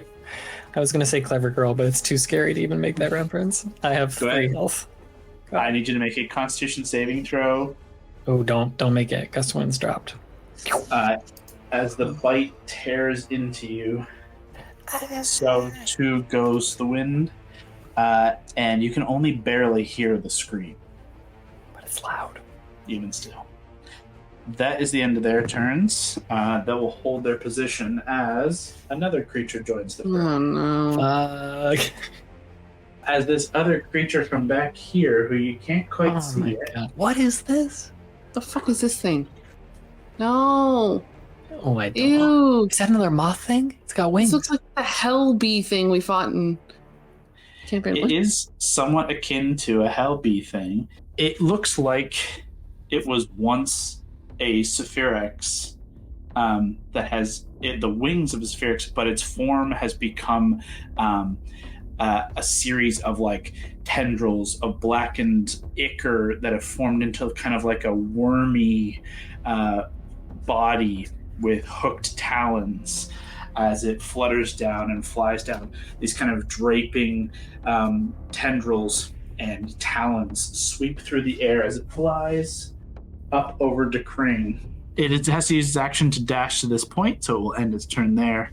As we go to Enid's turn, Enid is down here with these creatures directly on you. Augustus, I think she would just switch to the scimitars and make attacks just in melee. Do it, my sister. An 11 is not going to do it, unfortunately. Natty!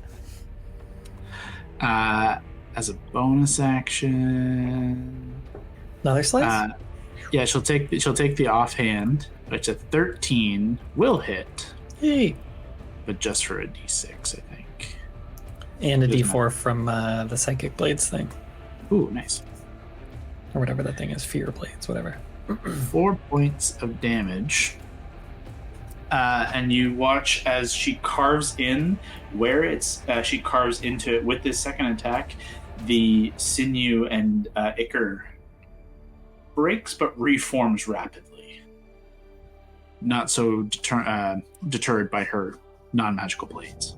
I think she would stay there given the proximity to Augustus. Feels right.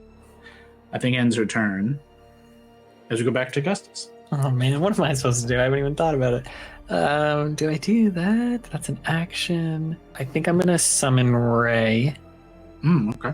As an action, you expend 1 use of your wild shape. Each creature within a 10 foot of the spirit other than you when it appears must succeed on a dex saving throw. Okay. That's both of the wolves, if that's what you want to get. The one has Yes, minus please. D4. Oh, great. DC 15 dex. They both fail. Great. Nice.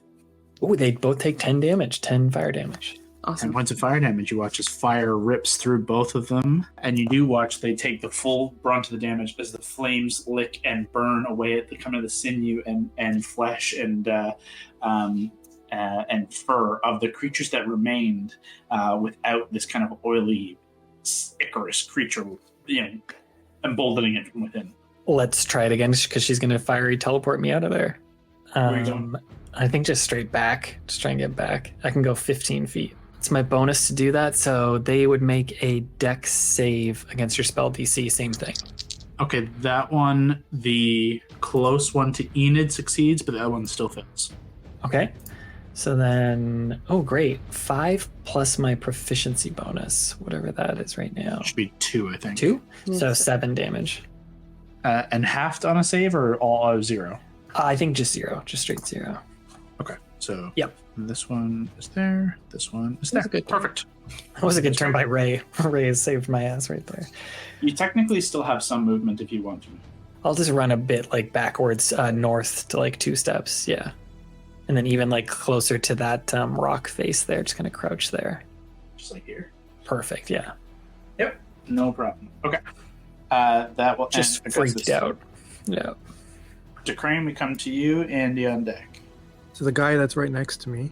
Yeah, you look up what was the Sephirix now has this kind of like almost like an octopus of black ichor spilling out of it, but with each arm is ending in a hooked talon.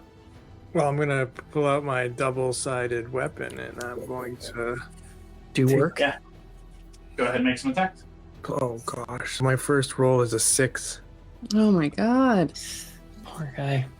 What's your bonus with it? Plus 4. 10? That is not going to hit, unfortunately. Damn it. Use your With your bonus action, you can make a kind of like the attack with the other end. It just doesn't add your dexterity if you hit to the damage. So straight roll on damage. Roll a 10. Plus 4. A 14 is going to miss this creature as well, unfortunately. man. As just doubling down both attacks. But the creature hasn't like settled. It's still flying, and it is just able to kind of keep itself up and out of your reach, able to continuously kind of dodge and shift away from your attacks, trying to swat at this massive, creepy fly creature. Damn. Unfortunately, that is action. Bonus action. You're going to stay there? Yep. You hold. Andy, we come to you. Okay, I'm gonna pivot just slightly clockwise so that the 2 thingies are kind of in a line in Smart. front of me. That puts them See, straight. within. I'm in combat, right? Like I'm assuming I'm right within range. Yep. Okay, I'm gonna try color spray. Go ahead and make your roll. 6. Well, I have to roll to see first if it works, right? I thought it was just roll for the hit points. It affects that many hit points. Yes, it has a verbal component. Sorry. So I have to I see. roll to see if Yeah, so intelligence check. 14. Yep, you're fine. It's 6d10, I think. So you roll 60-10, and they are blinded through the accumulated Yeah. effect. Oh my god, I rolled so good. 44. Jesus. I know. I rolled mostly 8s, 9s, and a God. 7 and a 5. In the dazzling spray of color, you watch as the elements of your... I mean, how do you want to flavor the look of this, I suppose? I already said that they kind of looked like Northern Lights. That was kind of my thought before, but now I think they look a lot like Clandextrix's weird, colorful Northern Light magic. Awesome. I'm just looking for my blinded markers. Did I do enough to do both of them? Yeah, you did. How much? 40? 44. I don't know something how like many that. hit points these things have. That's a crazy amount of effect. That's sick. I thought I was going to get just I was hoping to get one of them. I didn't. No, Augustus actually also did quite a bit of fire damage. Yeah, he did do a good amount of like damage. a second ago. You know, It wasn't at me. It from was the right. beginning, they probably, wouldn't have been fully affected. Well, they definitely wouldn't have been fully affected, but they are both considered blinded. However, that's your action. Mhm. You're staying, you're moving, what are you doing? I was really hoping that I could move and that they would be disadvantaged if they try to hit me. That would be correct. I want to try to get away from them, to at least try to burn a reaction and also to get out there. So, as you begin to move away, where do you want to move to? Yeah, I was trying to think maybe up on the rock behind me to get a bit of aerial. Yeah. Yep. As you step away and turn, you feel the success and you begin to move away. This creature is going to take its attack as it whips its head to bite towards you. You watch its eyes are milky, completely covered covered in your aurora, dazzled. However, something about you, the space, the terrain, it is still able to sense your movement. And Fuck. gets to attack straight roll, Okay. Damn it. which is going to be a 16 to hit. Yeah. I need to get you shield. Oof. Find that spell for you. That is 15 points of damage, 10 points piercing, 5 points cold. Okay. Fuck, is it worth it? Let me work it. But I mean, it's only 5 points of cold. Is it worth to save 2 points of damage? A first level spell? No, I don't think so. Never mind. Okay, I'm good. I was like half my health again, but That ends your turn. That comes to their turns. Look how cute your hat looks from this angle, Andy. Look at this little hat. I love that I can always tell who I am. It makes it so easy. Oh, that's my sister. No, don't do the pack tactics thing. Don't be These rude. two bear down on Enid. Oh, Despite being blinded, they do have tremor sense. Shit. God damn it. I wasted a spell slot. Not necessarily wasted. You can work around tremor sense because they're still technically blinded. They still have... they'll still technically have disadvantage to attack as long as you're not moving. That's cool. So what I'm going to consider this is because they're attacking Enid, she's not technically moving away. On a reaction, you literally moved away. It was a regular roll. With pack tactics, they would have advantage, so it becomes a straight roll for both of them. That's going to be a 17 on the first, and that a hits. 7 on the second. So not Sweet. that's going to be 12 points of piercing damage, 5 points of cold damage. Okay. Fuck, this is bad. That's going to end their... I'm rolling pretty high on my fucking damage, in fairness. Not every attack should be doing this much damage. However, they're doing pretty good. They're going to end their turns there, just trying to bear down on Enid, on both sides attacking, and take us to our flying friend over with the crane. Oh. The crane, you watch as this creature has been dodging your 2 attacks, and then all of its talons and tentacles begin to attack you at once as it dives down. That's a natural 19 is certainly going to hit. These guys are killing it. They're killing it. With piercing damage, 2 of the talons pierce into you and lift you up with it. You take 8 points of piercing damage, and that's 6 points of cold damage. Ooh. And you are grappled. As you are grappled by it, it begins to fly away with you. No. Can I fight it? On your turn, you can.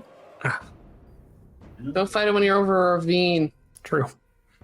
Bye, DeCrane. Yeah, DeCrane, it looks like you're about 40 feet in the air, give or take. Man. But that's going to end its turn and take us to Enid. Okay. This is you right here. Yeah. These are the wolves. This is Ray, Augustus, Andy, and as the aforementioned DeCrane flying away into the air. You and Augustus can no longer see him. Oh. Because it's so shadowy. Yeah, Right. That's not great. Okay. That's really not great. You only have a range of 30 feet. If that's the case, I would probably just be swiping with my short sword. Yeah, go ahead. You can make attacks at advantage against these creatures because they're technically still blinded. Leah, what's the effect of the blind on these creatures? Do they get a thing at the end of their turns? I should check that in. Oh, it only lasts for a round. Oh, That kind of sucks.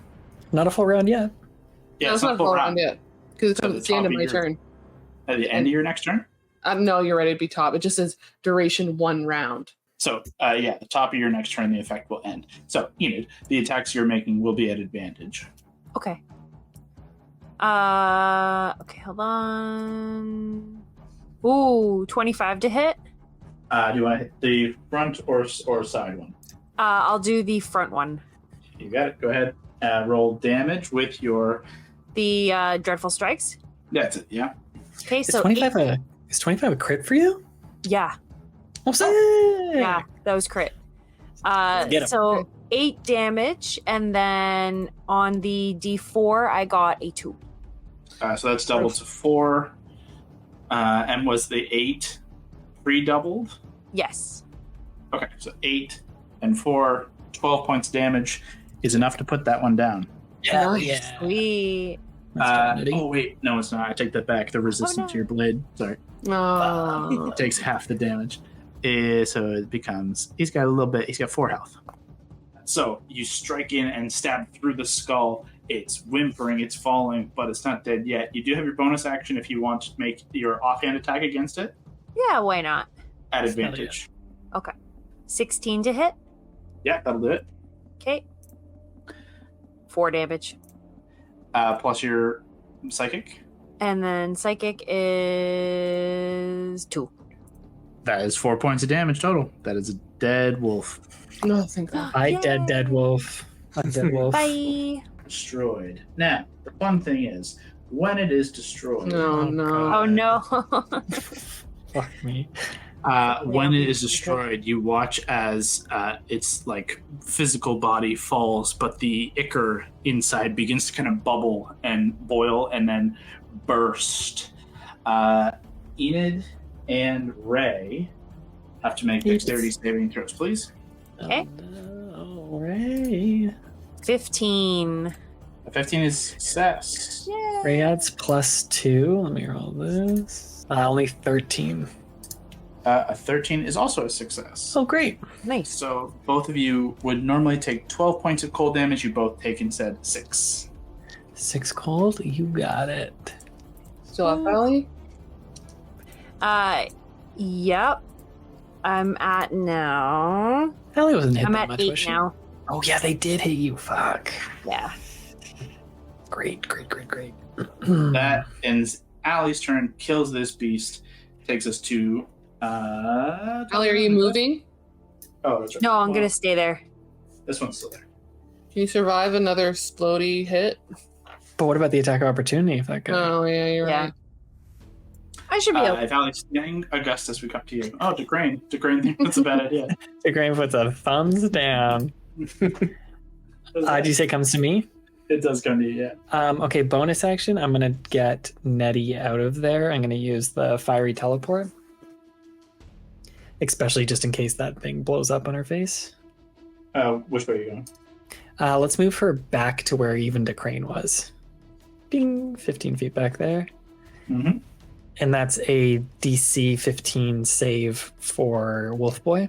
Wolfboy and Lava Girl. Failure. 4 plus 2 is 6 fire damage. You got it. Takes the full fire as it just kind of...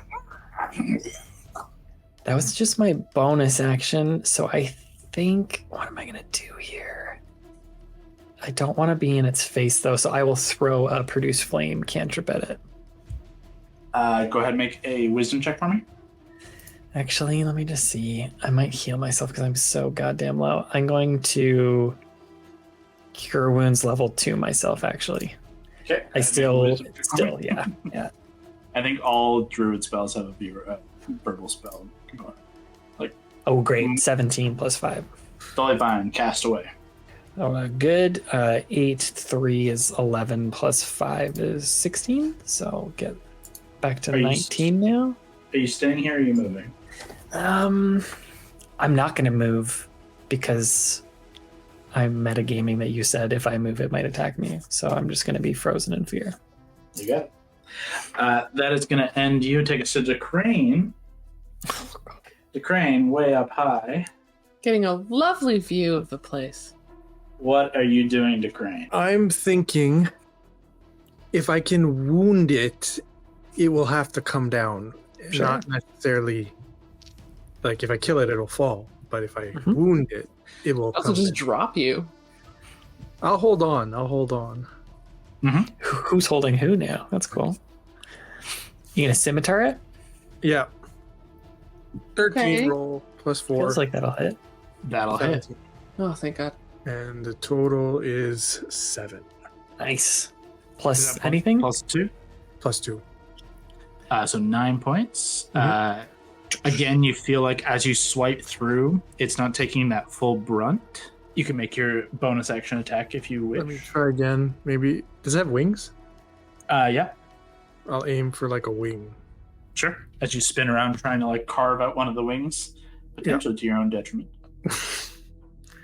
9. That's Plus not going 4, to hit. 13. Nope.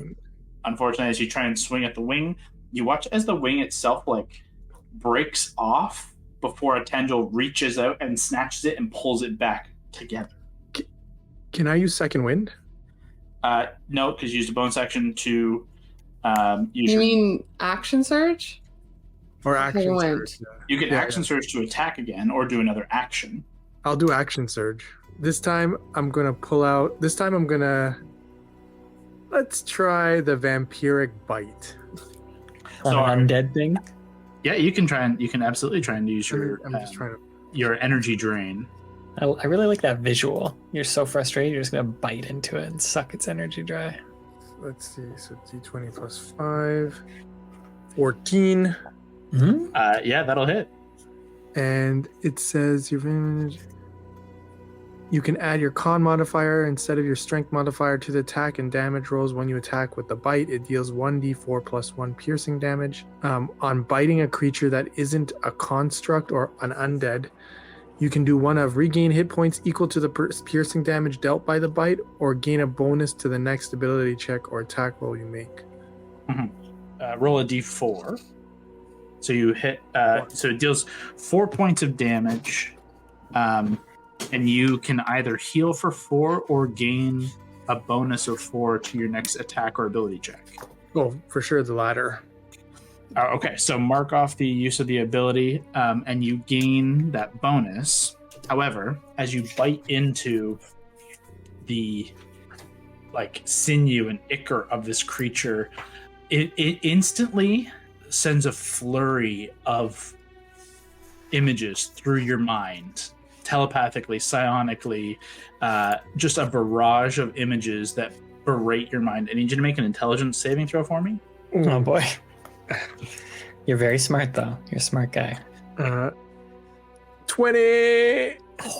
Oh, nice. Nat 20. Thank the gods. Decrane, as this flurry of images bores through your mind in a rapid montage of less than a second per image, you see thousands of images play out before your mind of horrid atrocities, worlds on fire, burning, screaming, torture, pain, destruction, ash, ruin, the constant influx of flesh and tendrils and roiling masses and stars and everything consuming, all ending in darkness. Yet you somehow are able to just shove all of that aside, and with black ichor on your tongue and lips, continue the fight. That is going to end Decrane's turn. Take us to Andy. I'm gonna need to try. Do I save Decrane or do I get something off the board, or at least attempt to? I don't know if I saw everything that well. Oh, sorry. Can I even see Decrane clearly right now? You have dark vision, so he is within 60. Okay. Did I see any? What the fuck just happened? I mean, I would have been looking up to him to try to figure out if I should try to Vortex warp him down here. You would have just seen him swinging at it, attacking it. Like, there's nothing more that you saw. Okay, great. You don't get any of that, like, crazy vision stuff.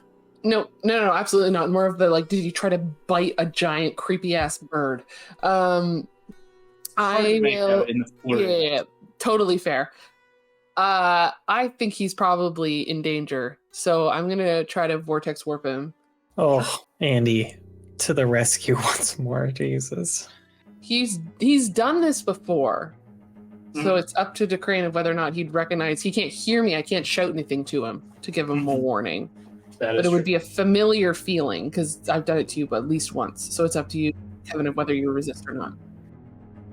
I'm thinking. I resist. Okay. Okay. I'm burning a second level.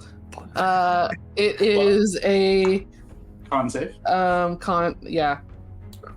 Kev, go ahead and con save. All right. Come on, dice gods. 11. Plus your constitution save. My con save is 14. You succeed. I burn a second level spell. Okay, never mind. Mary, what if... Mary, fuck me. You could change that if you wanted to, couldn't you, Andy? That seems douchey. It'd be like, if he saved... You're gonna save his fucking life. He's gonna fly away with this bird and die. You do you. I don't wanna tell you to do anything, but this is scary. This is metagamey. This is where I'm trying to figure out, do I want to use... Well, yeah. Do I want to use portents against you guys when you're just making a decision for your character? Not really. That seems kind of bad. If he was being mind controlled or something, then I would be fine using it against you. But I'm not going to undo your character decisions. Okay. I guess I just move away from this thingy a little bit more. Forward or backwards? Probably forward. Nice. That's my turn. Okay. From Andy, we go to the wolf. He's not blind anymore. That's right. Oh yeah, he's feeling good now. Without blindness, it goes to the nearest target in Augustus. Hi. Does not have advantage through pack tactics with no pack around. Yeah, bitch, now let's fight. But it does dive on you with a bite. That's a natural 16, so... 16's my AC. I'll use the thing here because Augustus is going to die. So I didn't burn my reaction. I'm doing it this time. It's a 6 on the dice. So it's an 11. Does it hit when it meets AC? Oh, it was 16 on the dice. Oh, okay. Sorry. Yeah. Yeah, and it also hits if it meets AC. Okay, well, so both are true. Just clear it up for the listener. Both are true. You'd be fucked either way. However, a 6 turns into an 11, which is a miss. Oof. Able to, Andy, withholding some of that important energy, hoping to turn tide, frustrations aside, protection of her party needed, manages to turn this creature back. That ends the wolf creature. He's going to hold its turn spot there. Takes us to our flying creature. Bird guy? Bird guy doesn't like getting attacked and is going to drop Decrane. Oh, God. Hope you can fly, Decrane. Cav, give me a dexterity saving throw, please. Yep. Let's see which way you fall. Nope. He's falling off the edge. It's whether he can catch or not. 4. That's a not. Oh, boy. We'll Andy can use her port and roll for 6. No, I can't. I already used my reaction this turn. Oh, yeah. That's all right. You're falling. Bye. With this creature is going to swoop down. It's going to make an attack roll against you. Mm-hmm. It's a natural 18. Yeah. 4 points of piercing damage and 4 points of cold damage for 8 total. Fuck me. Okay. And you are also grappled. However, it doesn't have any fly speed left, so it just holds you there. Okay. And ends its turn. Coming to Enid. How would I guess I can't see still. How far am I approximately in feet? From what? From the other wolf. You are only like 5 feet from it, actually. Okay. So you can shoot it like totally fine, or you can get up in melee, totally fine. Okay. You know what? I'll shoot it this time. Let's try that. Yeah. Both this guy. Make an attack roll. So 20 to hit. Yeah. Nice. 4 piercing, and then 3 on the D4, and then 3. Okay, it's still hanging on as you put in wolf. You put an arrow through its skull, but it just doesn't seem to need, the full skull here. You shatter part of its skull, and just black ichor fills the void. To be fair, that's probably good for Augustus that it didn't explode right beside him. Honestly, Yeah. great point. Great point. Good point. That is your action. You still have a bonus action. You still have movement. What do you want to do?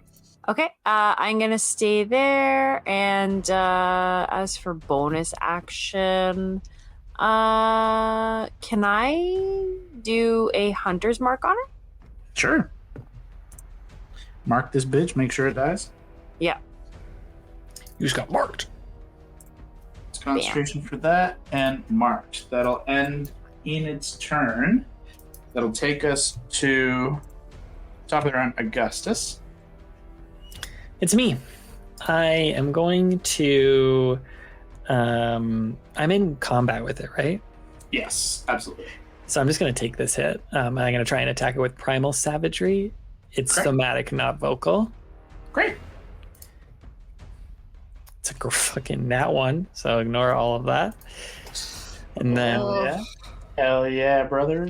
how far is God? How far is Ray from Andy? From Andy. Let's see. 5, 10, 15, 20, 25, 30, 35. 35 at 40-ish.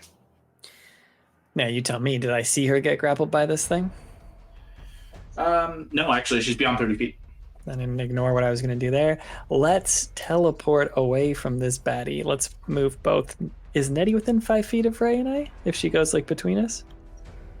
Yeah. Sure. I'm going to teleport us both towards that big rock. That's exactly. And now let's see if Ray can kill this guy. It's only 15 feet, right? Yep. So it's actually not bad. No problemo. And then DC 15 save to that wolf guy.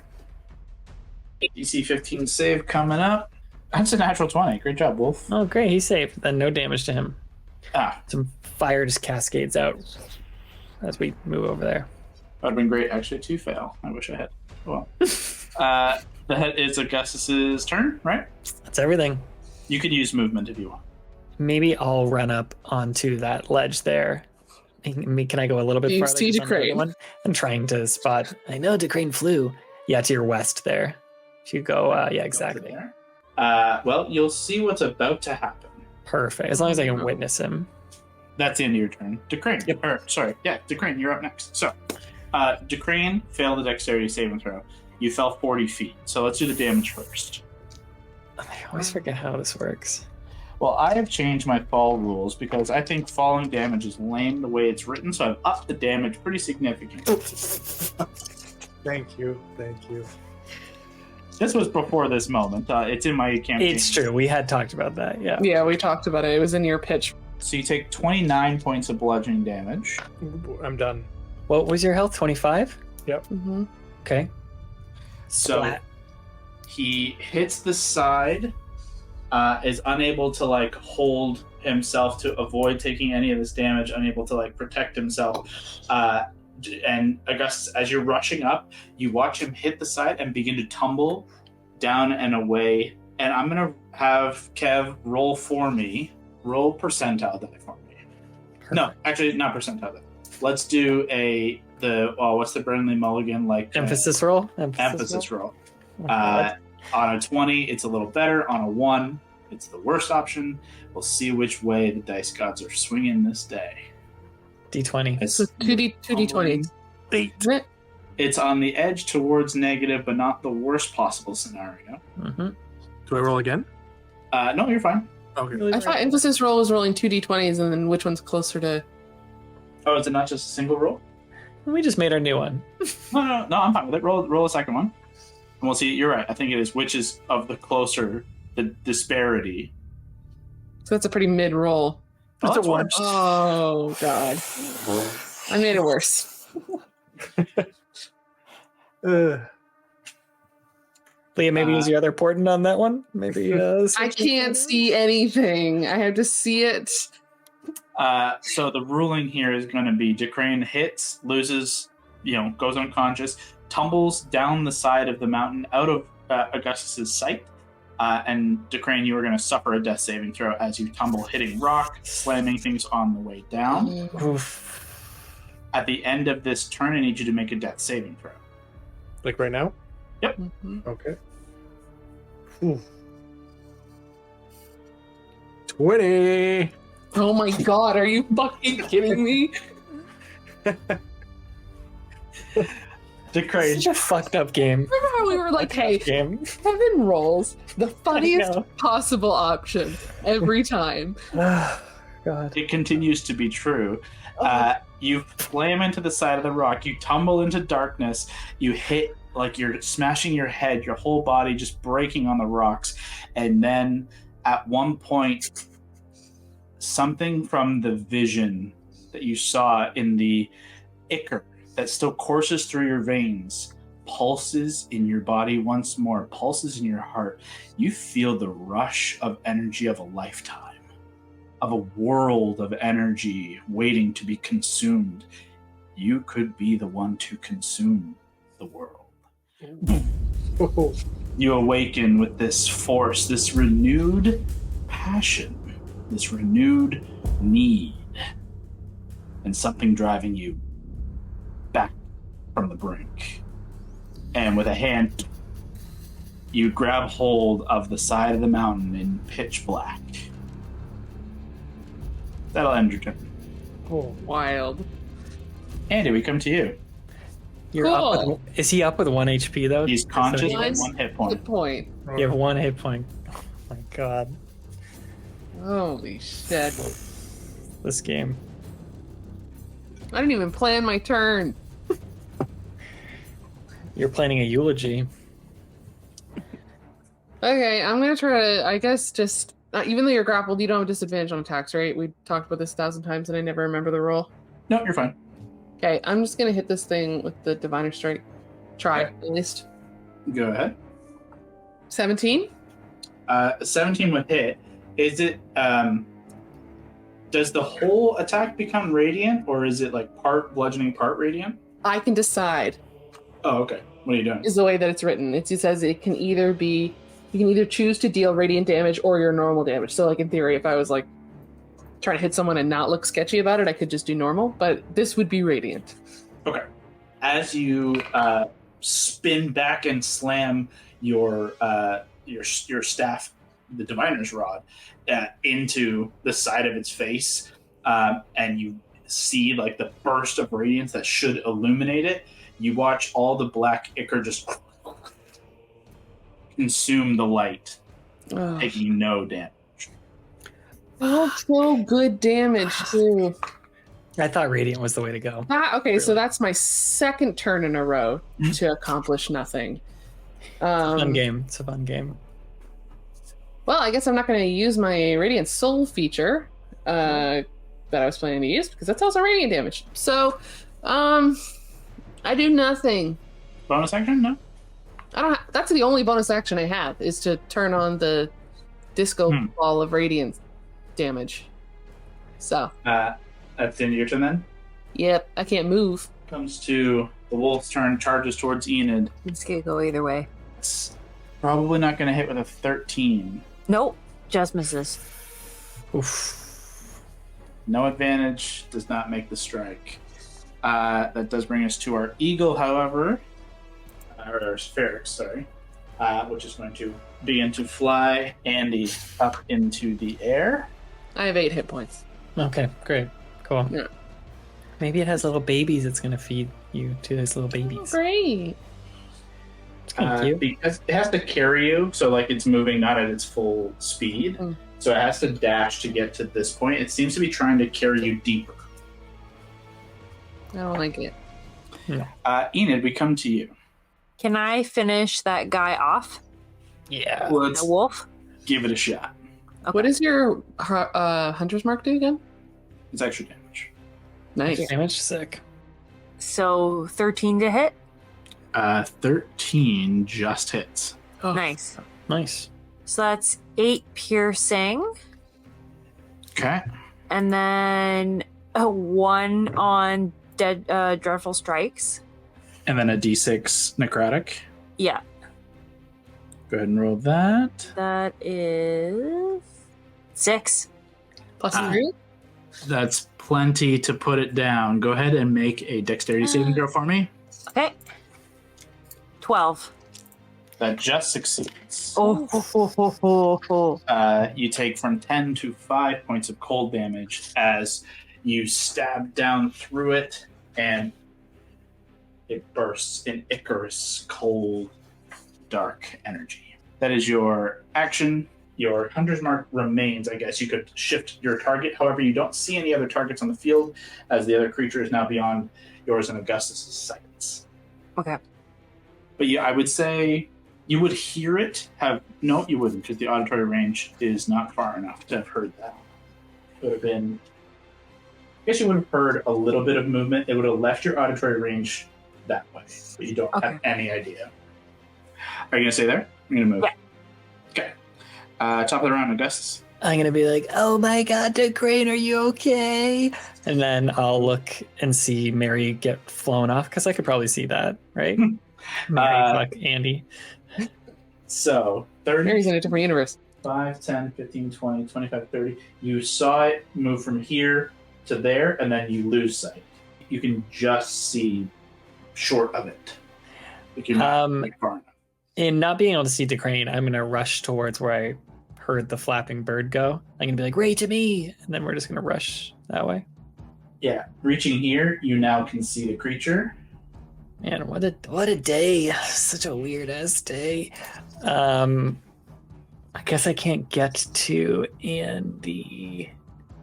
Okay, then bonus action, I'll have my wildfire spirit. I'll have Ray spit at this thing. It's range 60 feet. Sure. That'll be 1d6 fire. Or I guess I have to roll for it. Excuse me. Ignore the d6 on this.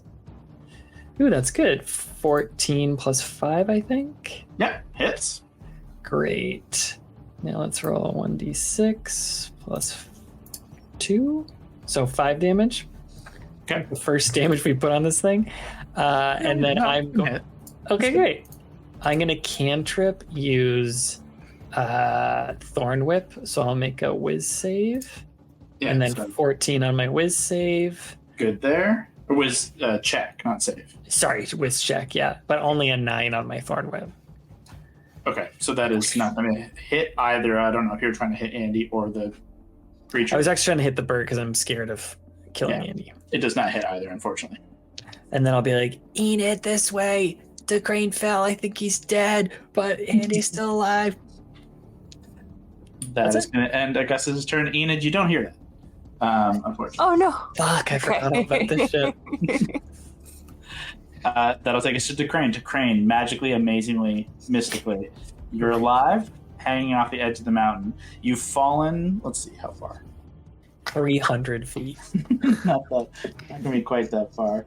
But it's a good distance. You've got to start climbing. So at the very least, your turn is going to be spent making an athletics check to climb, unless you have an ability. Oh, you can just spider climb. So you can True. climb 30 feet, which is not enough to get you past the edge here. You've fallen further than 30 feet. So you get to 30 feet and you can, you still have more. You can use your action to dash, or you can try to do something else. So if I dash, I can go beyond 30 feet, right? You can get another 30 of movement, which I'll show you gets you. I will do that. You had fallen 47 feet is what I had rolled. So as you rush up back over the side, you run back right in front of Augustus. What the I just hell? love that, he's dead, and then you walk up over a ledge, I scream. Augustus, or DeCrane, you're the only one to hear that scream. You're dead. Gus, is that you? Yeah. My God, I thought you were dead. I hadn't even processed it yet. Andy's got picked up by that bird. I was dead. But something brought me back. Okay. That's a lot to take in. Unfortunately, that does cost your action. So you have a bonus if you want to use it, but otherwise that'd be the end of your turn. I guess I can't take a potion with my bonus. So Yeah, you can. You can also second wind now. You can second wind, right? Oh yeah, I'll second win. Go ahead and do that. Get more than 1 hit point. So you can use a bonus action to regain 1d. So I can use 1d10 Plus 4. plus 4. Yes. Man, what a game. Jesus. You heal for 7. 3. Yep. 7. And Andy, we come to you. Oh boy. Okay. Well, the last thing I had that was not ranged didn't work. Fuck. Honestly, this is a boring option, but I have so little health. I think I just need to heal myself. Yeah. It's fair. Oh wait, touch a creature. Yeah, okay. You can touch yourself, yeah. I can touch myself. It's 2d4. It's not very much. It's not a spell, so there's no check. No, it's just an ability. It's an action. It is an action. Okay, so this is going to be the end of your turn. Yeah. Okay. Ugh. 4 hit points. The average. That's my turn. Okay. That takes us to our Favorite bird guy. Phoenix's turn. From here, it is going to pierce you again with its talon Uh-huh. and try to fly deeper in here. Fuck it. That's a 7 to hit. So it's going to miss. So it Cool. does not actually have you grappled. Oh. As it, Does it drop me on that arch? yes. Do a dexterity save. Okay. See if you can cling on to the arch or you fall. It's only about 15. Natural 19. Okay, yeah. Would you like to hold on to this, or are you okay to fall? Could I like grab it like monkey bars, but then like let myself drop, like, like so I'm not like I'm like You'll still take controlling some. my fall. Yeah, but like controlling my fall instead Yeah. of like Mhm. and like landing on my feet. Yeah. Yeah. You'll take. It's not a super deep fall. Yeah. You still take 3 points of bludgeoning damage just from. Okay. Almost drop. everything I just healed myself. Excellent. But you're not grappled anymore by a scary eagle creature. Yay. Without you in its grasp, it is gonna fly again. Terrifying. Looking down at all of us. Great. So Plotting great. murder. Fun. That takes us to Enid's turn. Shoot her. Unfortunately, outside of your sight. Ah. Yeah. Do I hear? I don't hear anything or see anything. It flies 40 feet up, so it's higher than your auditory and visual ranges. Okay. How hurt are you? How hurt I am? Can't you like heal yourself? Can I? What did I do for spells? Oh yes, I will do cure wounds on myself. I already did it once this fight. I'm only on 8. Before you heal, go ahead and make a wisdom check for me. It's a d20 plus your wisdom modifier. Okay. Okay, 7 plus 2. You said?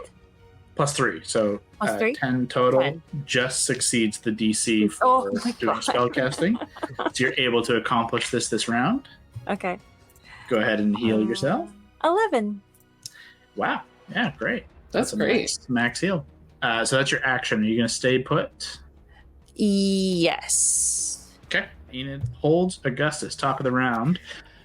From your elevated position, you can see and hear this creature. Tight. I cast Fairy Fire on it. Nice. Okay. That's only Fairy 12. fire verbal. Oh, that's a good point. Yeah.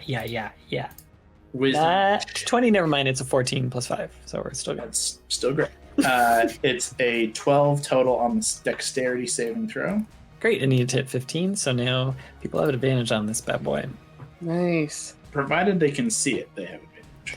I was like, hopefully I could help see it, but Let's just yeah. say with fairy fire. At least the crane's right next to me. Fairy Fire doesn't supersede the overall gloom effect of the realm, but if you were within the 30-foot range or 60-foot for the dark vision folks, you're going to get advantage. Tight. Now I'm gonna have Ray It's attack it. Concentration as well. Right? Yes. Ray will have to move a little closer, but yes. She rolled a 1 and a 4. Don't even worry about it. Doesn't Oh, Ray. get on out of here. Okay. Are you going to stay there? Yeah, I'll stay there. Come The back crane. down here. We do come to you. You can see this creature at this range, and you can see it glittering up, lighting up the gloom above with Augustus's flame. Shoot this bish. I love that the little marked thing is like flickering because your camera Yeah. doesn't know what to do with it, and it makes it look like fairy fire. I am going to shoot it this time. Yes. You go ahead and make an attack roll with your Oh, fire. With advantage. With the star wheel at advantage. Come on, baby. First roll, 18. Definitely. Get a 20. Get a Get a fucking fucking 20. 20. Second roll, Get in there. Roll another one. Okay, well, never mind. You Pump hit. some shit into this. Like, make this hurt. and it's, Can't you make it something fall, like a flying thing? Isn't that a thing that you have? Or is that a higher level one? Oh, I can. Well, yeah, I can do a I think crit. it's a winging shot? winging shot. I don't know Yes. if you have that. Yeah, wing Would shot. Would that be great, Kev? It must make a strength saving throw or be knocked prone. Yeah, I'll do that. You got Oh, it. yeah. That's a 6. That's gonna fail. Go ahead and roll damage Amazing. first. 1d10 plus 4. 5. Okay, so 9 points. Nice. It's non-magical, so it takes half. 4? I give it 5. falls. I round up for you guys. Oh, that's nice. He's Isn't a it? merciful God. And as it falls prone from 40 feet, you watch it splatter and burst an Icarus cloud of black inky tendrils and is no more. As the proverbial dust settles over the battlefield, you all are in rough shape and realize that whatever is going on here is super fucked up, super powerful, and time to reevaluate exactly what you do going forward next time. Oh, What a fight. That was so bad. That was so intense. Oh my god. I thought, Kev, you'd be rolling up a new character. I thought Yeah, it was there's a point I where I took was Crane. like, well,